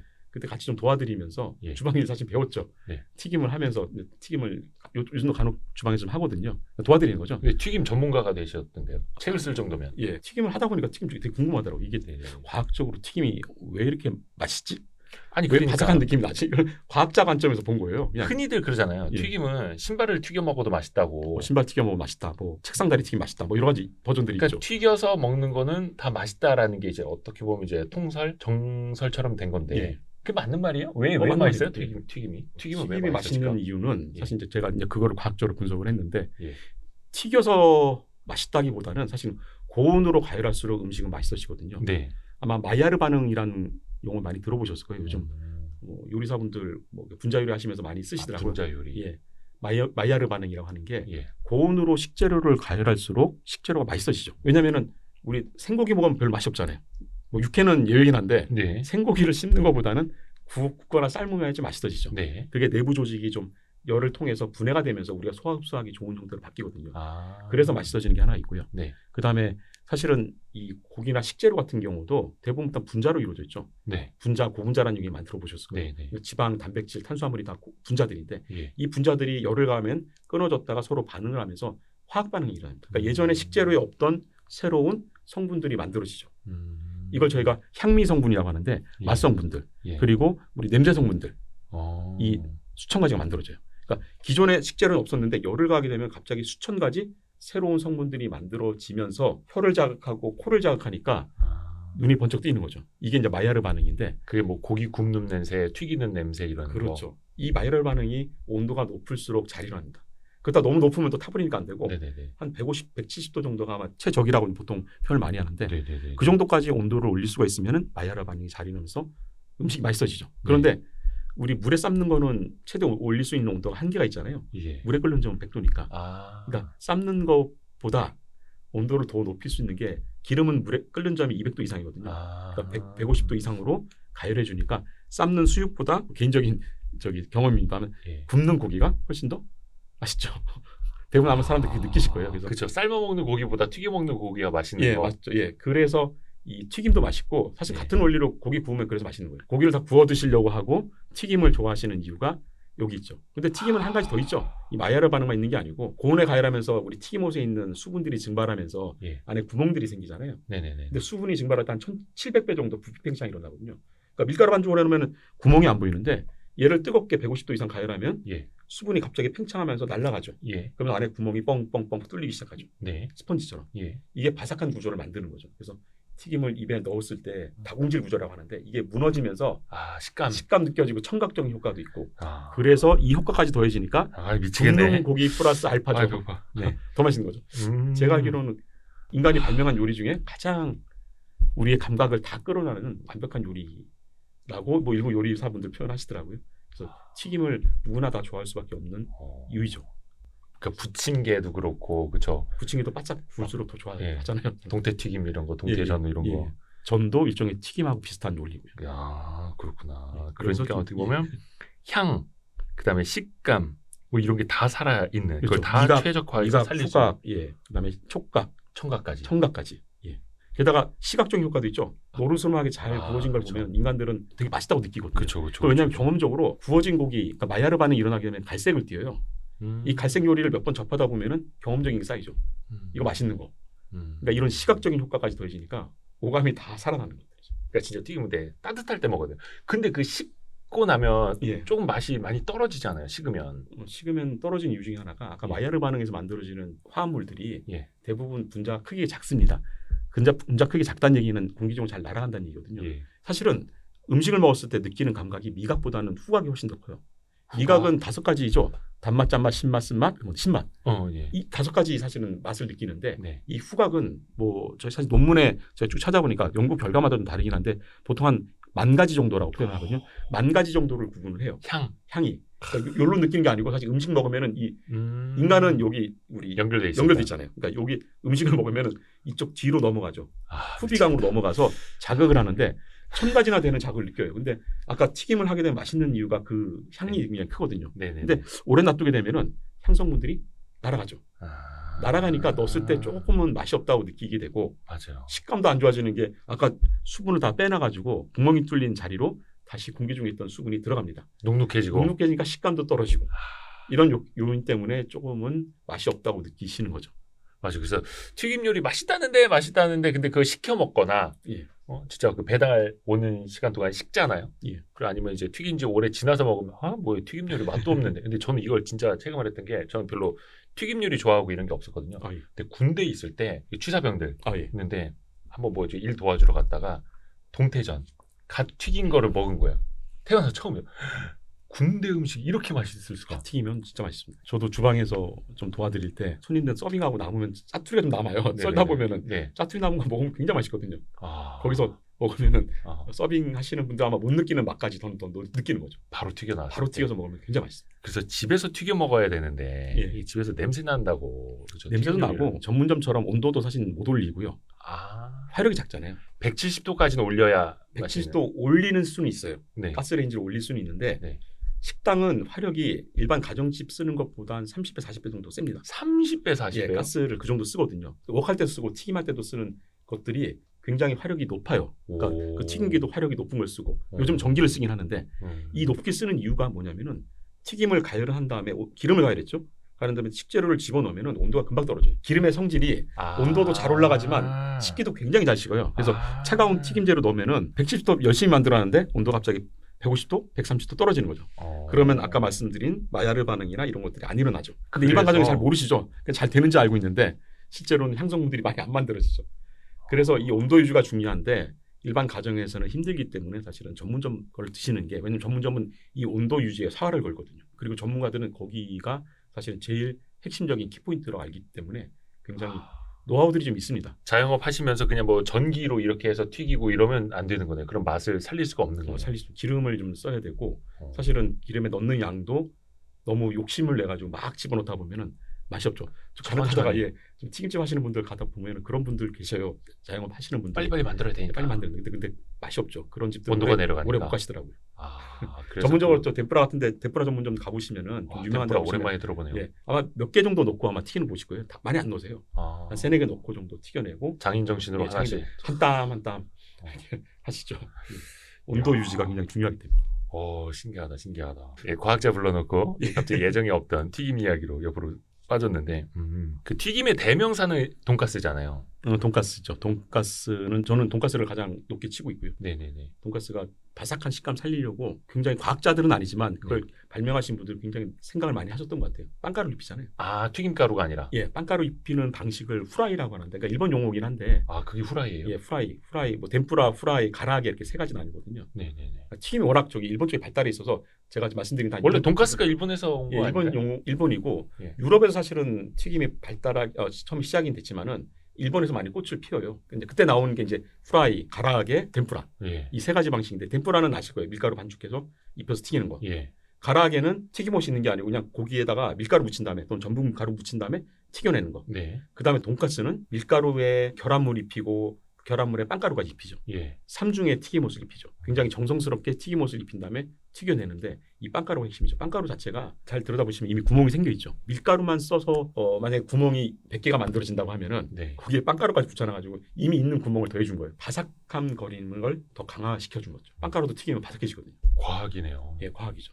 그래서 사실은 돈가스가 가장 늦게 나오기도 했고 가장 바삭한거리는 식감을 강조를 하면서 안에 또 속은 촉촉한 느낌을 조화를 잘 시키고 있죠. 돈가스가 커틀렛이라고 하는 거랑은 좀 다른. 커틀렛에서 기원이죠. 기원 서양의 커틀렛. 커틀렛 요리를 일본에서 이제 돈카츠, 돈카츠. 카츠레스 원래는 커틀렛 카츠레스 일본 사람들이 카츠레스 부르다가 앞에 돈이 돼지잖아요. 예. 돼지를 쓴 카츠레스라고 해서 돈카츠레스 카츠가 됐던 거예요. 예, 어원이 이렇게 바뀌어온 것들이죠. 그러니까 서양식 용어하고 예. 한자 용어가 결합이 돼 있는 거죠. 혹시 그 돈가스에 들어가나요? 이 옆으로 생김에 그냥 그 튀김 특집으로 갑시다. 고기의 두께도 이게 예. 뭐 최적의 두께 이런 게 있나요? 최적의 두께라기보다는 한 1cm 이상 정도. 1cm 이상이면 예. 거의 스테이크급 아니에요? 예전에 이제 그 정도 일본식 돈가스 말씀드린 거예요. 육즙을 좀 강화시키려면 좀 두꺼운 돈가스를 좀 쓰고. 근데 약간 나라마다 좀 다른 것 같아요. 우리 이제 한국에서도 예. 이걸 쓸 때는 좀 일본식 돈가스라고 하죠. 돈카츠. 예. 약간 좀 육즙이 좀 있고 안에 좀 푹신푹신한 약간 비싼 식감을 거, 좋아했다고 거. 한다면 예. 최근에는 사실 조금 바삭거리는 식감을 좋아하시다 보니까 고기가 좀 얇아져요. 그래서 이거는 나라마다 좀 다른 것 같아요. 그러니까 좀 두껍게 해서 육즙을 강조하는 경우도 있고 좀 고기를 얇게 가면서 바삭거리는 식감을 강조하기도 하고요. 다만 이제 고기가 두꺼워지면은 전처리 과정이 있어야 돼요. 아니 안에까지 잘 익어야 되는데 네. 그래서 이 과정들이 사실 또 가게마다 또 노하우가 있거든요. 미리 뭐 숙성을 시키는 과정들, 한 번 더 익히는 과정들이 들어갑니다. 수육처럼 한번 찌기도 하고요. 그 다음에 다시 튀죠. 그래서 안에까지 익지. 그냥 기름에 넣으면 한 5분 내에 튀겨야 되는데 안에까지 잘 안 익는 경우들이 생겨요. 그럼 안에 핏물 나고 하면 안 드시겠죠. 고기가 두꺼울 때는 안에를 좀 전처리해서 익히는 과정들이 좀 들어가기도 하고요. 근데 이거는 워낙 매장마다 좀 노하우들이 있으시기 때문에 딱 정해서 얘기하기는 좀 힘든 것 같습니다. 제가 최근에 간 그 돈가스 집은 요즘 좀 물가가 많이 올라서 그런지 모르겠지만 요즘에 그 경제용어로 슈링크플레이션이라는 게 있거든요. 예. 용량을 좀 줄이는. 왜 아이스크림도 점점 작아지잖아요. 과자 용량 좀. 예. 그런 것처럼 돈가스 집에서 고기 두께가 너무 얇아지면 거의 이 종이 두께 같아. 그래서 그거를 이게 더 맛있으라고 그런 건가? 맛있으라고 원가 절감 사실은 때문인가? 사실 원래는 원가 절감입니다. 그러니까 원래 네. 저희 분식점에 파는 돈가스 집 얇았잖아요. 네, 그 중에 하나가 사실 원가 절감이 강했거든요. 그렇죠. 돈가스도 고기를 좀 좋은 걸 써야지 예. 식감을 잘 느끼죠. 안에 겉바 속촉이라는데 아, 안에 고기 맛을 느껴야 되는데 사실은 미식가들은 잘 느끼실 텐데 일반인들은 고기가 얇아지면 얇아질수록 잘 구분을 못 하십니다. 튀겨진 요리잖아요. 튀김 다 맛있잖아요. 네, 고기 품질이 좋든 나쁘든 튀기면 맛있어지니까 네. 두꺼운 고기보다는 얇은 고기를 쓸수록 죄송한 말씀이지만 고기 품질이 좀 나쁜 걸 쓰더라도 일반 소비자분들이 구분을 잘 못하시는 경향이 좀 있어요. 그래서 좀 저가의 고기를 쓰는 집들이 좀 얇게 쓰기도 했는데 네. 근데 그런 경향도 있지만 사실은 최근에 얇아진 거는 아까 제가 말씀드렸던 것처럼 좀 바삭거린 식감들을 많이 선호를 하시거든요. 네. 안에 뭐 촉촉한 그 고기보다는 그래서 얇아지는 경향도 있고요. 두 가지 사실 요인입니다. 그 가서 사장님한테 물어볼 수도 없고 돈까스 집 사장님한테. 요즘 날씨가 엄청 더워져가지고 이제 에어컨을 켜야 되거든요. 오랜만에 에어컨 켜면 찬바람이 안 나올 때가 있어요. 자동차도 그렇고 항상 물어보면 예. 무슨 뭐 냉매가 냉매, 샜습니다. 그렇죠. 냉매 교체. 냉매를 뭐 충전을 더 해야 됩니다. 아니면 어디가 셉니다. 뭐 이런 이야기 있거든요. 냉매가 셀 수밖에 없죠. 기체고 아무리 그 안에 이제 잘 뭐 용접을 해서 만들더라도 어딘가 또 균열이 생기거나 오래 쓰다 보면은 냉매가 날아가거든요. 이 냉매가 사실 에어컨 핵심이니까 냉매가 부족하면은 냉각 효과가 없는 거죠. 근데 또 반대로 어디선가 균열만 나지 않으면 이 냉매는 1년에 한 번씩 충전하는 게 아니라 예. 한 번 충전해 놓으면 10년도 쓸 수 있다. 계속 쓰죠. 예. 이거 맨날 이제 그 냉매 부족합니다. 이거 5만 원어치 더 넣으셔야 돼요. 이거는 업자들의 약간 상술이다 이런 분들도 있거든요. 그렇죠. 그래서 우리가 이 에어컨의 원리를 알아야 됩니다. 우리 과학자 불러다 놓고 이제 에어컨. 예. 에어컨은 어떻게 작동하는 거예요?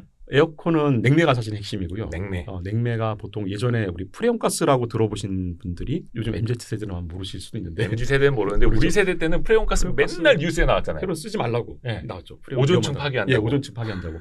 프레온가스가 사실 듀퐁에서 나온 상품명이죠. 과학적인 용어는 아니고 프레온가스는 상품명이고 원래는 CFC라고 해서 예. 염화, 불화, 탄소라고 얘기하거든요. CFC. C가 클로로, 염소고 F는 불소, 플로로, 그다음에 C는 카본.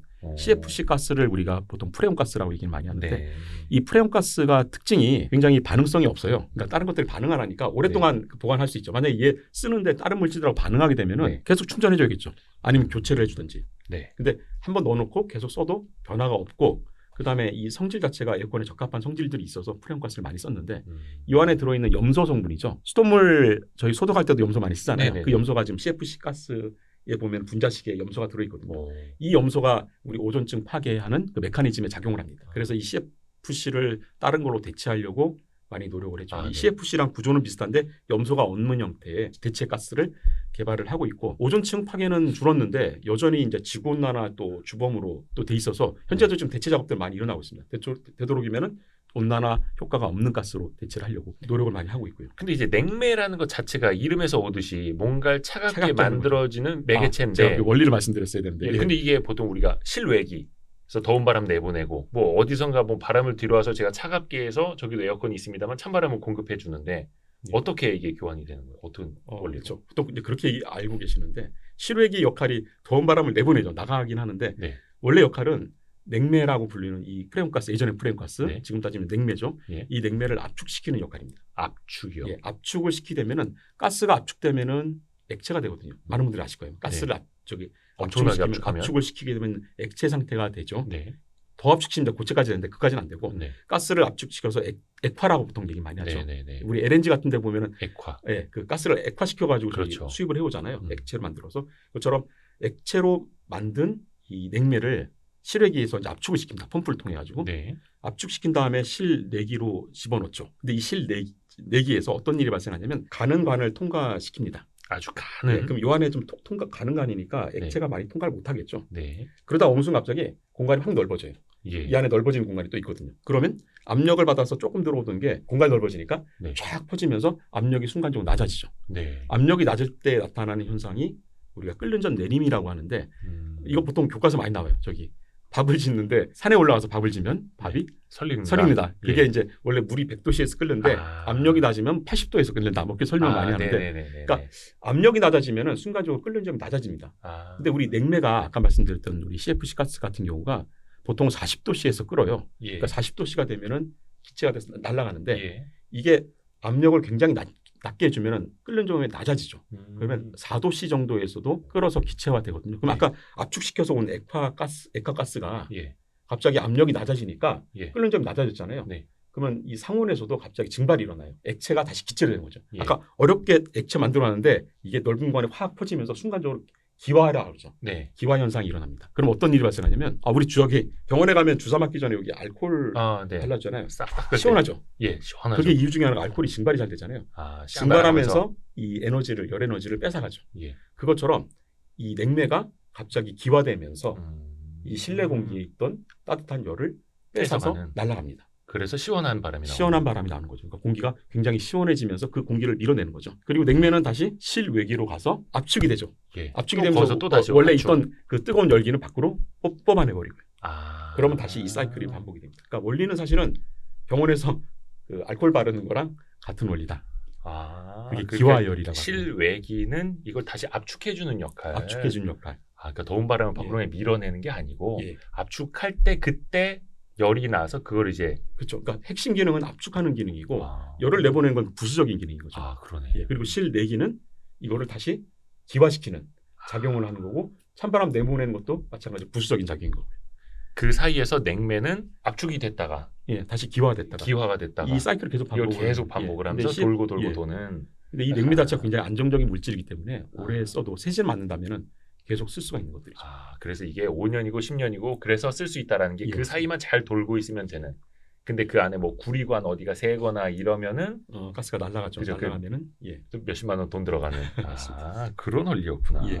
에어컨의 이제 소중함과 기능의 신박함을 또 알았습니다. 우리가. 에어컨의 기능이 사실은 우리 가정에 있는 냉장고도 사실 비슷한 기능이에요. 냉장고도 비슷한 냉매를 쓰거든요. 그러니까 네. 에어컨을 이해하시면은 냉장고도 이해하신다고 생각하시면 돼요. 냉장고 뒷면이 그렇게 뭐 까만 관들이 있는데 네, 그게 약간 네. 실외기 개념이고 안쪽은 이제 실내기 개념인 거죠. 그래서 냉장고도 뒷면이 약간 뜨뜻하죠. 예, 뜨뜻하죠. 예. 거기도 냉매가 들어가는 거예요. 냉매가 냉장고에도? 같은 냉매 종류가 들어갑니다. 서학개미들에게 테슬라라는 회사는 예. 뭐 상대도 이제 사랑받는 기업이기도 예. 하고 뭐 애증의 관계이기도 하고. 예. 근데 니콜라라는 기업도 있습니다. 니콜라 그 수소차 수소차 개발한다고 트럭 했다가 개발하신 그 창업자인가요? 뭐 그 사람은 이제 뭐 계속 사기 사기 혐의 조사받고 있고 재판받고 있는 걸로 알고 있는데, 근데 아시는 분들은 아실 거예요. 그 니콜라 테슬라가 사람 이름이라는 거. 예, 니콜라 테슬라가 원래 이름인데 하나씩 예. 좀 나눠가지고 두 회사가 네네네. 예. 니콜라 테슬라가 워낙 많이 좀 아실 거예요. 워낙 테슬라 일론 머스크 때문에 테슬라 워낙 유명해졌기 예. 때문에 일론 머스크 등장하기 전에 사실 테슬라 아시는 분들이 많지는 않았고 사실 저희 과학관에 니콜라 테슬라가 있습니다. 테슬라 코일이라고 네. 들어오는 보셨는지 모르겠지만 테슬라 코일. 코일 아마 전 세계 과학관에 좀 약간 큰 과학관에는 하나씩 아마 다 가지고 계세요. 인공 번개 만드는 장치거든요. 인공 번개요? 지금 우리 저희 가정에 쓰는 게 전압이 한 220볼트 되는 전압을 순식간에 수백만 볼트로 높이죠. 우리 저 피카츄 아시죠? 저 포켓몬의 피카츄가 저기 100만 볼트 만들잖아요. 네, 100만 볼트. 그 정도 전기를 순식간에 만들어내는 거예요. 그 피카츄를 보면은 번개가 나오잖아요. 예. 전압이 높아지니까. 그것처럼 테슬라 코일이 220볼트를 순간적으로 승합을 시키면서 수백만 볼트가 되니까 인공 번개가 하늘에 만들어지죠. 이거 보면은 관람객들이 깜짝 놀라기도 하고 되게 감동을 받으시죠. 눈앞에 번개가 만들어지는 현상을 보기 때문에. 그 어디다가 쳐요 번개를요? 그 번개 안에 안전한 장치에 아. 이 도체를 만들어 놔서 그쪽으로 번개가 치게 해놨습니다. 사람한테는 안 오게끔 장치는 돼 있고요. 가끔가다 저 미국 같은 데는 사람이 이 보호복 입고 들어가서 약간 이렇게 연출하기도 해요. 와, 피레침 같은 거 들고 번개 쭉 받는 장면들을. 제우스네요. 예, 아쉽게도 과천광파는 그렇게 너무 좀 위험해서 저희는 안 하고 있지만 그런 쇼도 하기도 하는데 이 테슬라 코일을 처음 발명하신 분이 이 니콜라 테슬라. 저희 관판에 워낙 있어서 좀 말씀드렸고요. 거기다 피카츄 그려 넣으면은 엄청 인기 더 많겠죠. 예, 제가 피카츄 설명을 아이들한테 많이 하긴 하는데 예. 이 니콜라 테슬라가 테슬라 코일도 만들고 무선 송신, 무선 충전, 전기를 공기 중으로 쏴가서 충전하는 개념도 이분이 처음 도입을 했어요. 최근에 많이 연구되고 있죠. 무선으로 만약 우주 쪽에서 아마 전기를 만들었다 하면은 그거를 무선으로 쏴가지고 충전을 시킨 형태. 이런 것도 사실은 이 니콜라 테슬라가 한참 전에 이미 개념이 좀 나왔던 거예요. 현대 이런 근접 무선 충전이 아니라 예, 멀리에서요? 쏴주는 겁니다. 예, 그런 개념도 처음 연구를 이분이 하셨고 개념을 처음 등장하신 네, 거예요. 그래서 여러 가지 연구들을 많이 하셨는데 이분이 근데 유명한 게 사실은 이 전기 관련 연구를 하셨잖아요. 네. 사실 전기하면 또 하나 유명한 분이 있죠.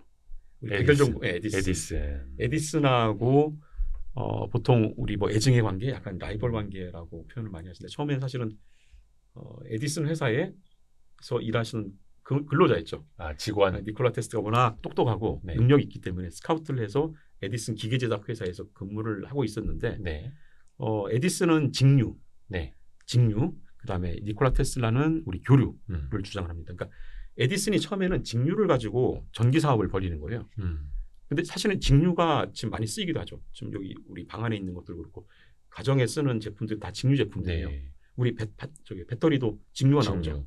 직류라고 교류를 아마 구분을 하실 텐데 직류는 일정하게 전기 패턴이 쭉 나오는 전기 예. 특성이 있고 교류는 이렇게 보통 파장으로 많이 표현하죠. 그러니까 네. 플러스 마이너스 바뀌면서 약간 파동 형태로 가는데 이 교류랑 직류를 어떤 걸 쓸까냐라고 하다가 에디슨은 직류 위주로 가야 된다. 직류가 전기적 특성이 안정적이다. 네. 라고 해서 직류로 가지고 사업을 좀 벌이고 있었죠. 네. 근데 테슬라는 직류보다는 교류로 가야지 사업성이 좋다라고 주장을 한 거예요. 네. 그 이유가 있어요. 왜냐하면 직류는 전기적 특성이 안정적이기 때문에 정밀한 전자 장비나 네. 특히 현대에서는 더 중요해요. 스마트폰이나 이런 정밀한 전자 장비에 이렇게 불안정한 특성을 가지고 있는 교류를 집어넣으면 회로나 이런 것들이 좀 무리가 가겠죠. 네. 그래서 직류를 많이 사용을 하는데 교류도 장점이 있어요. 우리가 발전소에서 전기를 만들어지는 과정을 보면은 네. 이 전자석 안에 코일을 회전시키면서 전기가 만들어지거든요. 예. 전자기 유도 현상이라고 하는데 뭐 제가 그 원리는 좀 설명을 못 드리지만 이렇게 만들어진 그 전류가 교류입니다. 예. 그러니까 발전소에서 이미 만들어진 전기 형태가 교류예요. 직류를 쓰려면 이 교류를 직류로 변환하는 장치, 어댑터가 필요한 것들이죠. 예. 근데 이 교류는 생산할 때도 이미 그 형태로 만들어지기도 하지만 또 한 가지 특징이 아까 우리 테슬라 코일에서 잠깐 설명드리면 전압을 순식간 높이는 것들이 네. 용이해요. 아. 전압을 높이면 어떤 특성이 있냐면은 먼 거리까지 송신할 수 있습니다. 네. 전압이 낮은 전류는 이 송전선을 통해서 보내면은 가다가 좀 전기 에너지가 소모되면서 끝까지 도달을 못 하거든요. 예. 근데 높은 전압으로 교류를 만든 다음에 송전해주면 우리 송전탑들이 지금 다 그런 역할을 하고 있거든요. 네네네. 고전압의 전류들이 흐르고 있죠. 그래서 그래서 발전소에서 이 도심 내부까지 끌어올려면은 교류가 유리하죠. 그 다음에 그렇죠. 직류로 전환하면 되고요. 그래서 테슬라는 교류를 가지고 전기 사업을 해야 된다고 주장했던 거고 에디슨은 직류를 가야 된다. 그러니까 발전소에서도 이미 직류로 만든 다음에 근데 아까 직류는 원거리 송전이 안 되거든요. 그래서 에디슨의 전략은 발전소를 곳곳에 짓는 거였어요. 네. 그러니까 멀리 우리 지금 무슨 화력 발전소는 저쪽 멀리 있고 네. 수력 발전소는 저기 그 댐 같은데 먼 쪽에 이 하천 같은데 많이 만들잖아요. 네. 그게 아니고 에디슨은 도심 내부에 곳곳에 좀 가까운데 이 발전소를 지어서 해야 된다는 입장이었고 테슬라는 대규모 발전소를 물이나 뭐 바람이나 화력이 풍부한 지역에 하나 짓고 멀리 쏴주자는 두 가지 입장이 충돌했는데 에디슨은 테슬라 얘기가 맞다는 것도 알았지만 일단 거부합니다. 왜냐하면 직류 발전에 이미 투자를 많이 한 상태였거든요. 에디슨이 사실상 거의 뭐 사업가죠. 예, 네네. 사업가죠. 그래서 에디슨 판단하기에 뭐 테슬라 말이 좀 틀리진 않았을 텐데 이미 벌려놓은 것도 많고 어쨌든 직류 쪽으로 사업을 해서 본인이 승산이 있다고 봤던 것 같아요. 그런 과정에서 테슬라는 에디슨하고 결별을 선언하고 회사를 나오죠. 나와서 독자 사업을 하다가 우리 만난 게 이제 웨스팅하우스라는 웨스팅하우스 많이 들어보셨어요? 예, 예. 지금은 아마 전기 회사기도 한데 원자력 발전으로 그렇죠. 굉장히 유명하죠. 예. 이 웨스팅하우스라는 사람 이름이에요. 예. 이 웨스팅하우스사의 CEO죠. 창립자이기도 하고 이분을 만나면서 스카웃을 돼서 웨스팅하우스랑 테슬라가 교류 발전 쪽으로 그다음에 에디슨은 직류 발전 쪽으로 해서 대규모 이제 충돌이 나죠. 이게 이제 전류 전쟁이라고 역사학자들이 많이 얘기를 하시더라고요. 직류냐 예. 교류냐 하면서 그 얘기도 아마 많이 좀 아실 것 같은데 에디슨이 교류로 전기 의자를 만들죠. 그 사형 의자. 사형 의자에서 미국 한 주에서 시범적으로 사용하게 하죠. 왜냐하면 그거를 사용하게 되면은 일반인들의 인식에 교류가 위험하다는 인식을 갖게 되잖아요. 사람도 죽네. 그러면 중류한테 유리하니까. 그래서 이 정도까지 사실은 합니다. 에디슨이 참 대단한 양반이더라고요. 예, 사업가적으로는 대단하죠. 예. 그렇지만 결국은 사실은 전류 전쟁은 테슬라 쪽에 웨스팅하우스 쪽에 승리로 가죠. 미국 최초로 생겨진 전 세계 최초로 생긴 그 수력 발전소가 나이아가라 폭포에 생기는데 네. 이게 이제 교류 시스템을 도입하면서 지금과 같은 교류로 만들어서 가정까지 쏴주는 이런 형태가 만들어지고 가정 내에서는 이걸 직류로 변환해서 사용하는 방식이 적용이 돼 있죠. 그럼 당시에는 어찌됐든 간에 이 교류와 직류 전쟁에서 에디슨이 진 거네요, 테슬라한테. 에디슨이 졌죠. 예. 그런데 사실은 일론 머스크 테슬라 회사가 네. 테슬라는 이름을 붙였지만은 네. 사실 거기서 쓰이는 배터리는 직류거든요. 아. 예. 그리고 실제로 이 배터리랑 관련이 있는 인물은 에디슨이에요. 에디슨이 알칼리 전지, 그러니까 우리 충전용 전지죠. 이걸 실제로 하기도 해요. 그리고 포드에 납품해서 전기 자동차가 1900년대 초반에 전기 자동차가 많이 좀 활성화됐을 때 이 에디슨의 배터리가 많이 쓰입니다. 그러니까 실제로는 전기 자동차에 에디슨의 역할이 굉장히 크죠. 예. 근데 테슬라는 이름이 반대로 된 거네요, 그러면. 예. 근데 테슬라 이미지 자체가 워낙 약간 반항적인 이미지, 그러니까 기존의 에디슨이라는 인물에 대해서 약간 도전적인 이미지, 새로운 걸 추구하는 거. 그리고 이 니콜라 테슬라가 얘기했던 또 명언이 있어요. 과거는 당신들 것이지만 네. 노력하는 미래는 내 것이다. 이 테슬라 이미지 자체가 미래지향적인 약간 어떤 그런 이미지죠. 아까 제가 말씀드린 테슬라 코일이라든지 무선 충전이라든지 이런 약간 미래적인 것들을 좀 추구하는 약간 도전적인 정신을 상징할 수 있는 인물이거든요. 그래서 테슬라라는 인물을 사명으로 짓지 않을까. 뭐 좀 개인적인 견해긴 아닙니다만 그런 약간 비하인드 스토리가 있습니다. 재밌네요. 그런데 어찌됐든 간에 테슬라 전기차에 들어가는 배터리는 직류다. 에디슨이 했던 직류다. 예. 끝내야 되는데 그냥 마지막 질문은 제일 쉬우면서도 제일 어려운 질문 하나 딱 드릴게요. 예. 박사님, 닭이 먼저입니까? 달걀이 먼저입니까? 좀 어려운 질문이죠. 달걀이 먼저일까? 닭이 먼저일까? 네. 예. 어떻게 생각하십니까? 이거 얼마 전에 저희 애가 물어봤는데요. 예. 답을 못했습니다. 그냥 같이 고민해보자. 그렇죠. 과학자분들도 모를 거야. 그러고 말았거든요. 아마 두 가지 기능을 같이 가진 게 아마 있을 거예요. 달걀하고 닭이라는 이중법적 이분법이 아니고 이 두 가지 기능을 같이 갖는 게 아마 처음 출발했을 거고요. 두 가지를 같이 갖는 두 가지 기능이죠. 그러니까 하나를 보면 우리가 사실은 이게 과학에서 또 논쟁이 하나 있어요. 이게 뭐냐면은 우리 RNA 세계 가설이라고 해서 제가 책에서도 설명을 좀 했는데 DNA가 먼저일까 아니면 단백질이 먼저일까? 라는 가설이 있습니다. 이 얘기가 나오는 이유 중에 하나가 DNA는 어떤 역할을 하죠? 우리 몸을 구성하는 정보들을 갖고 있잖아요. 유전 정보를 가지고 있잖아요. 그러니까 일종의 설계도예요. 설계도죠. 설계도고 단백질은 어떤 역할을 하냐면 우리 몸의 대사라고 해서 우리가 생명 활동을 할 수 있으려면 단백질이 있어야 됩니다. 그러니까 실제로 우리가 그 DNA를 복제를 해가지고 뭐 번식을 하는 과정도 단백질이 필요하고 우리 몸에 구성하는 근육이나 이런 것들은 대부분 단백질로 구성돼요. 우리가 호흡을 하고 살아가는 모든 어떤 일종의 화학 반응들인데 이 화학 반응을 하려면 우리가 보통 효소라고 많이 표현하는데 이 효소도 단백질로 구성됐습니다. 그러니까 한쪽은 정보를 갖고 있고요. DNA는 정보를 갖고 있죠. 그다음에 단백질은 기능을 하죠. 그러니까 정보가 먼저냐 기능이 먼저냐죠. 아까 닭과 달걀이 아마 정보일 쪽일 거고요. 닭은 기능 쪽일 거죠. 이 두 가지가 뭐가 먼저냐고 나오는 거죠. 왜냐하면은 DNA만 있으면은 정보는 있는데 사람이 어떻게 만들어지죠? 사람이 만들어지고 하려면은 사실 단백질이 필요하거든요. 이 정보를 읽어서 누군가 만들어야 됩니다. 뭐냐면은 건축의 청사진, 설계도는 있는 상태인데 건축가가 없는 거예요. 이 설계도만 가지고 건축이 만들어지진 않죠. 그렇죠. 그러면 건축가, 즉 다시 말해서 단백질이 같이 존재를 해야 돼요. 그럼 반대로 건축가는 있어요. 단백질은 있어요. 뭔가 준비는 됐어요. 기능은 준비는 돼 있는데 설계도가 없네요. 그럼 또 건물을 못 만들죠. 인간이 또 생명이 탄생할 수가 없죠. 그렇죠. 그래서 단백질만 있어도 안 돼요. 그래서 이것도 똑같은 논리가 적용되는 거죠. DNA가 먼저냐, 단백질이 먼저냐. 한참 논쟁이 붙다가 해답을 찾아냅니다. 두 개를 성질을 다 갖는 게 있는 거죠. 그게 RNA라는 건데 RNA 많이 들어보셨을 거예요. 요즘 우리 코로나 바이러스 하면서 우리 RNA 얘기들 많이 들으시던데 DNA랑 거의 같은 구조인데 분자의 DNA는 RNA보다 산소 원자가 하나 적어요. 그러니까 산소 원자가 하나 많냐 적냐 정도는 이제 구분이 되는 뭐 약간 다른 측면이 있긴 하지만은 거의 비슷한 구조를 갖고 있어요. 그러니까 이 RNA도 DNA처럼 정보를 가질 수 있는 가능성이 있죠. 그러니까 실제로 바이러스나 박테리아, 그러니까 미생물 중에서 RNA를 정보 전달의 수단으로 쓰는 애들이 있습니다. 네. 이제 우리 바이러스 얘기 많이 나올 때 나오는데 RNA 바이러스죠.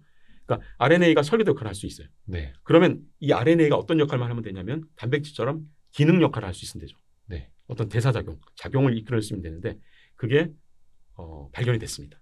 그래요? 그러니까 일부 RNA가 네. DNA처럼 정보 전달 역할을도 하지만 단백질처럼 약간 효소 역할, 그러니까 어떤 작용들이 있거나 기능 역할을 하는 특수한 RNA를 발견해냅니다. 그래서 추측을 하는 게 아마 태초의 생명은 이 RNA부터 시작됐을 거다. RNA가 만들어지면서 얘가 스스로 정보도 갖고 있고 스스로 작용을 하면서 여러 가지 물질들을 만들면서 세포가 만들어졌다. 라고 하는 게 RNA 세계의 가설이에요. 그러니까 그 세계에는 RNA의 왕인 거죠. 그래서 RNA 세계, RNA 월드라고 얘기하는 게 RNA가 중심이 되는 세계가 처음에 만들어졌고 이후에 이제 DNA랑 단백질이 생기면서 각자의 역할로 분화되어 나갔다라고 보는 게 RNA 세계 가설입니다. 그러니까 정보와 기능을 함께 갖고 있는 RNA가 처음에 출발점이었을 거다. 물론 어떤 가설일 뿐입니다. 아직 증명된 건 아니고요. 그러니까 이거를 달걀과 닭이라는 그 두 개로 나눠서 보면은 잘 상상이 안 되는 영역인데 또 일단은 DNA, RNA 영역까지 가서 생각을 해보면 충분히 가능한 이야기다. 두 가지 성질을 같이 갖는 게 출발점이었을 거다라고 그러니까 사실상 하고 있는 거죠. DNA가 있는 단백질, 정보를 담은 기능, 정보와 기능을 둘 다 할 수 있는. 그러니까 DNA와 단백질의 역할을 둘 다 할 수 있는 RNA. 요거를 저기 초등학생들한테 설명해 주면은 이게 알아들을까요? 좀 어렵겠죠. 어려울 것 같은데. 그러니까 이렇게 설명하면 될 것 같아요. 예전에 제가 기원전 6세기 과학 출발했을 때 그때 이제 항상 만물의 근본 물질 얘기할 때 대립되는 두 가지가 발견이 되면은 그의 근본되는 걸 찾으려고 하거든요. 그러니까 뭐냐면은 닭과 달걀이란 대립되는 약간 성질이 있잖아요. 그러면 더 근원적인 것들이 있는 거죠. 이게 사실은 과학의 기본적인 생각 방식이에요. 그래서 아까 말씀드린 게 사원소설 나오고 그다음에 원자, 전자 나오고 기본 입자 17가지 나오고 그러니까 이 대립되는 성질에 더 근본되는 것들을 찾아 나가는 것들이죠. 그러니까 이렇게 생각해 보세요. 만약에 사원소설이 부정되기 시작한 게 중에 하나가 이게 있어요. 물과 불과 흙과 뭐 공기라고 얘기했는데 물하고 불이 근본 물질이라면 좀 이상하지 않나요? 이 두 개는 서로 대립되는 거잖아요. 그렇죠. 이 대립되는 걸 만든 또 근본적인 게 있지 않았을까? 이 두 가지 성질을 같이 갖고 있는. 왜냐면 이 두 개를 만나면 서로 사라지잖아요. 그래서 이거는 근본 물질이 아닐 거다. 왜냐하면 물이 근본 물질이라고 하면은 불은 근본 물질이 될 수 없죠. 서로 대립되는 거니까. 그래서 이것보다 더 하위에 공통되는 것들을 찾아가려고 노력하죠. 이게 약간 환원주의라고 하는데 더 근본되는 것. 이 대립적인 성질을 안 갖는 것들을 찾아가는 과정이 사실은 과학의 과정들하고 유사하고요. 제가 이 RNA 세계 가설을 설명을 학생들한테 할 때 사실 이 과학적 사고방식을 사실 전달을 하거든요. 이 자체는 어렵지만 사고방식. 과학자들이 환원주의라고 부르는 것들. 더 근본적인 것들을 찾아나가는 과정들이 과학자들은 이게 좀 익숙하죠. 그래서 설명을 좀 하고 있습니다. 과학적으로 사고하는 방식 이런 식으로. 이야, 정말 오늘 유익했습니다. 정말 뭐 제가 하나도 모르는 것도 오늘 많이 알게 됐고 이 책은 365가지의 과학 이야기, 영화 이야기도 있고 책 이야기도 있고 여러 가지 있습니다. 그래서 영화 이렇게 어떻게 보면 제 챕터 따로 이렇게 정리가 되어 있기도 하고 그래서 오늘 한 대표적인 한 10가지 정도를 여쭤봤는데요. 정말 유익했습니다. 우리 임도환 박사님을 다시 이제 국립과천과학관으로 보내드리겠습니다.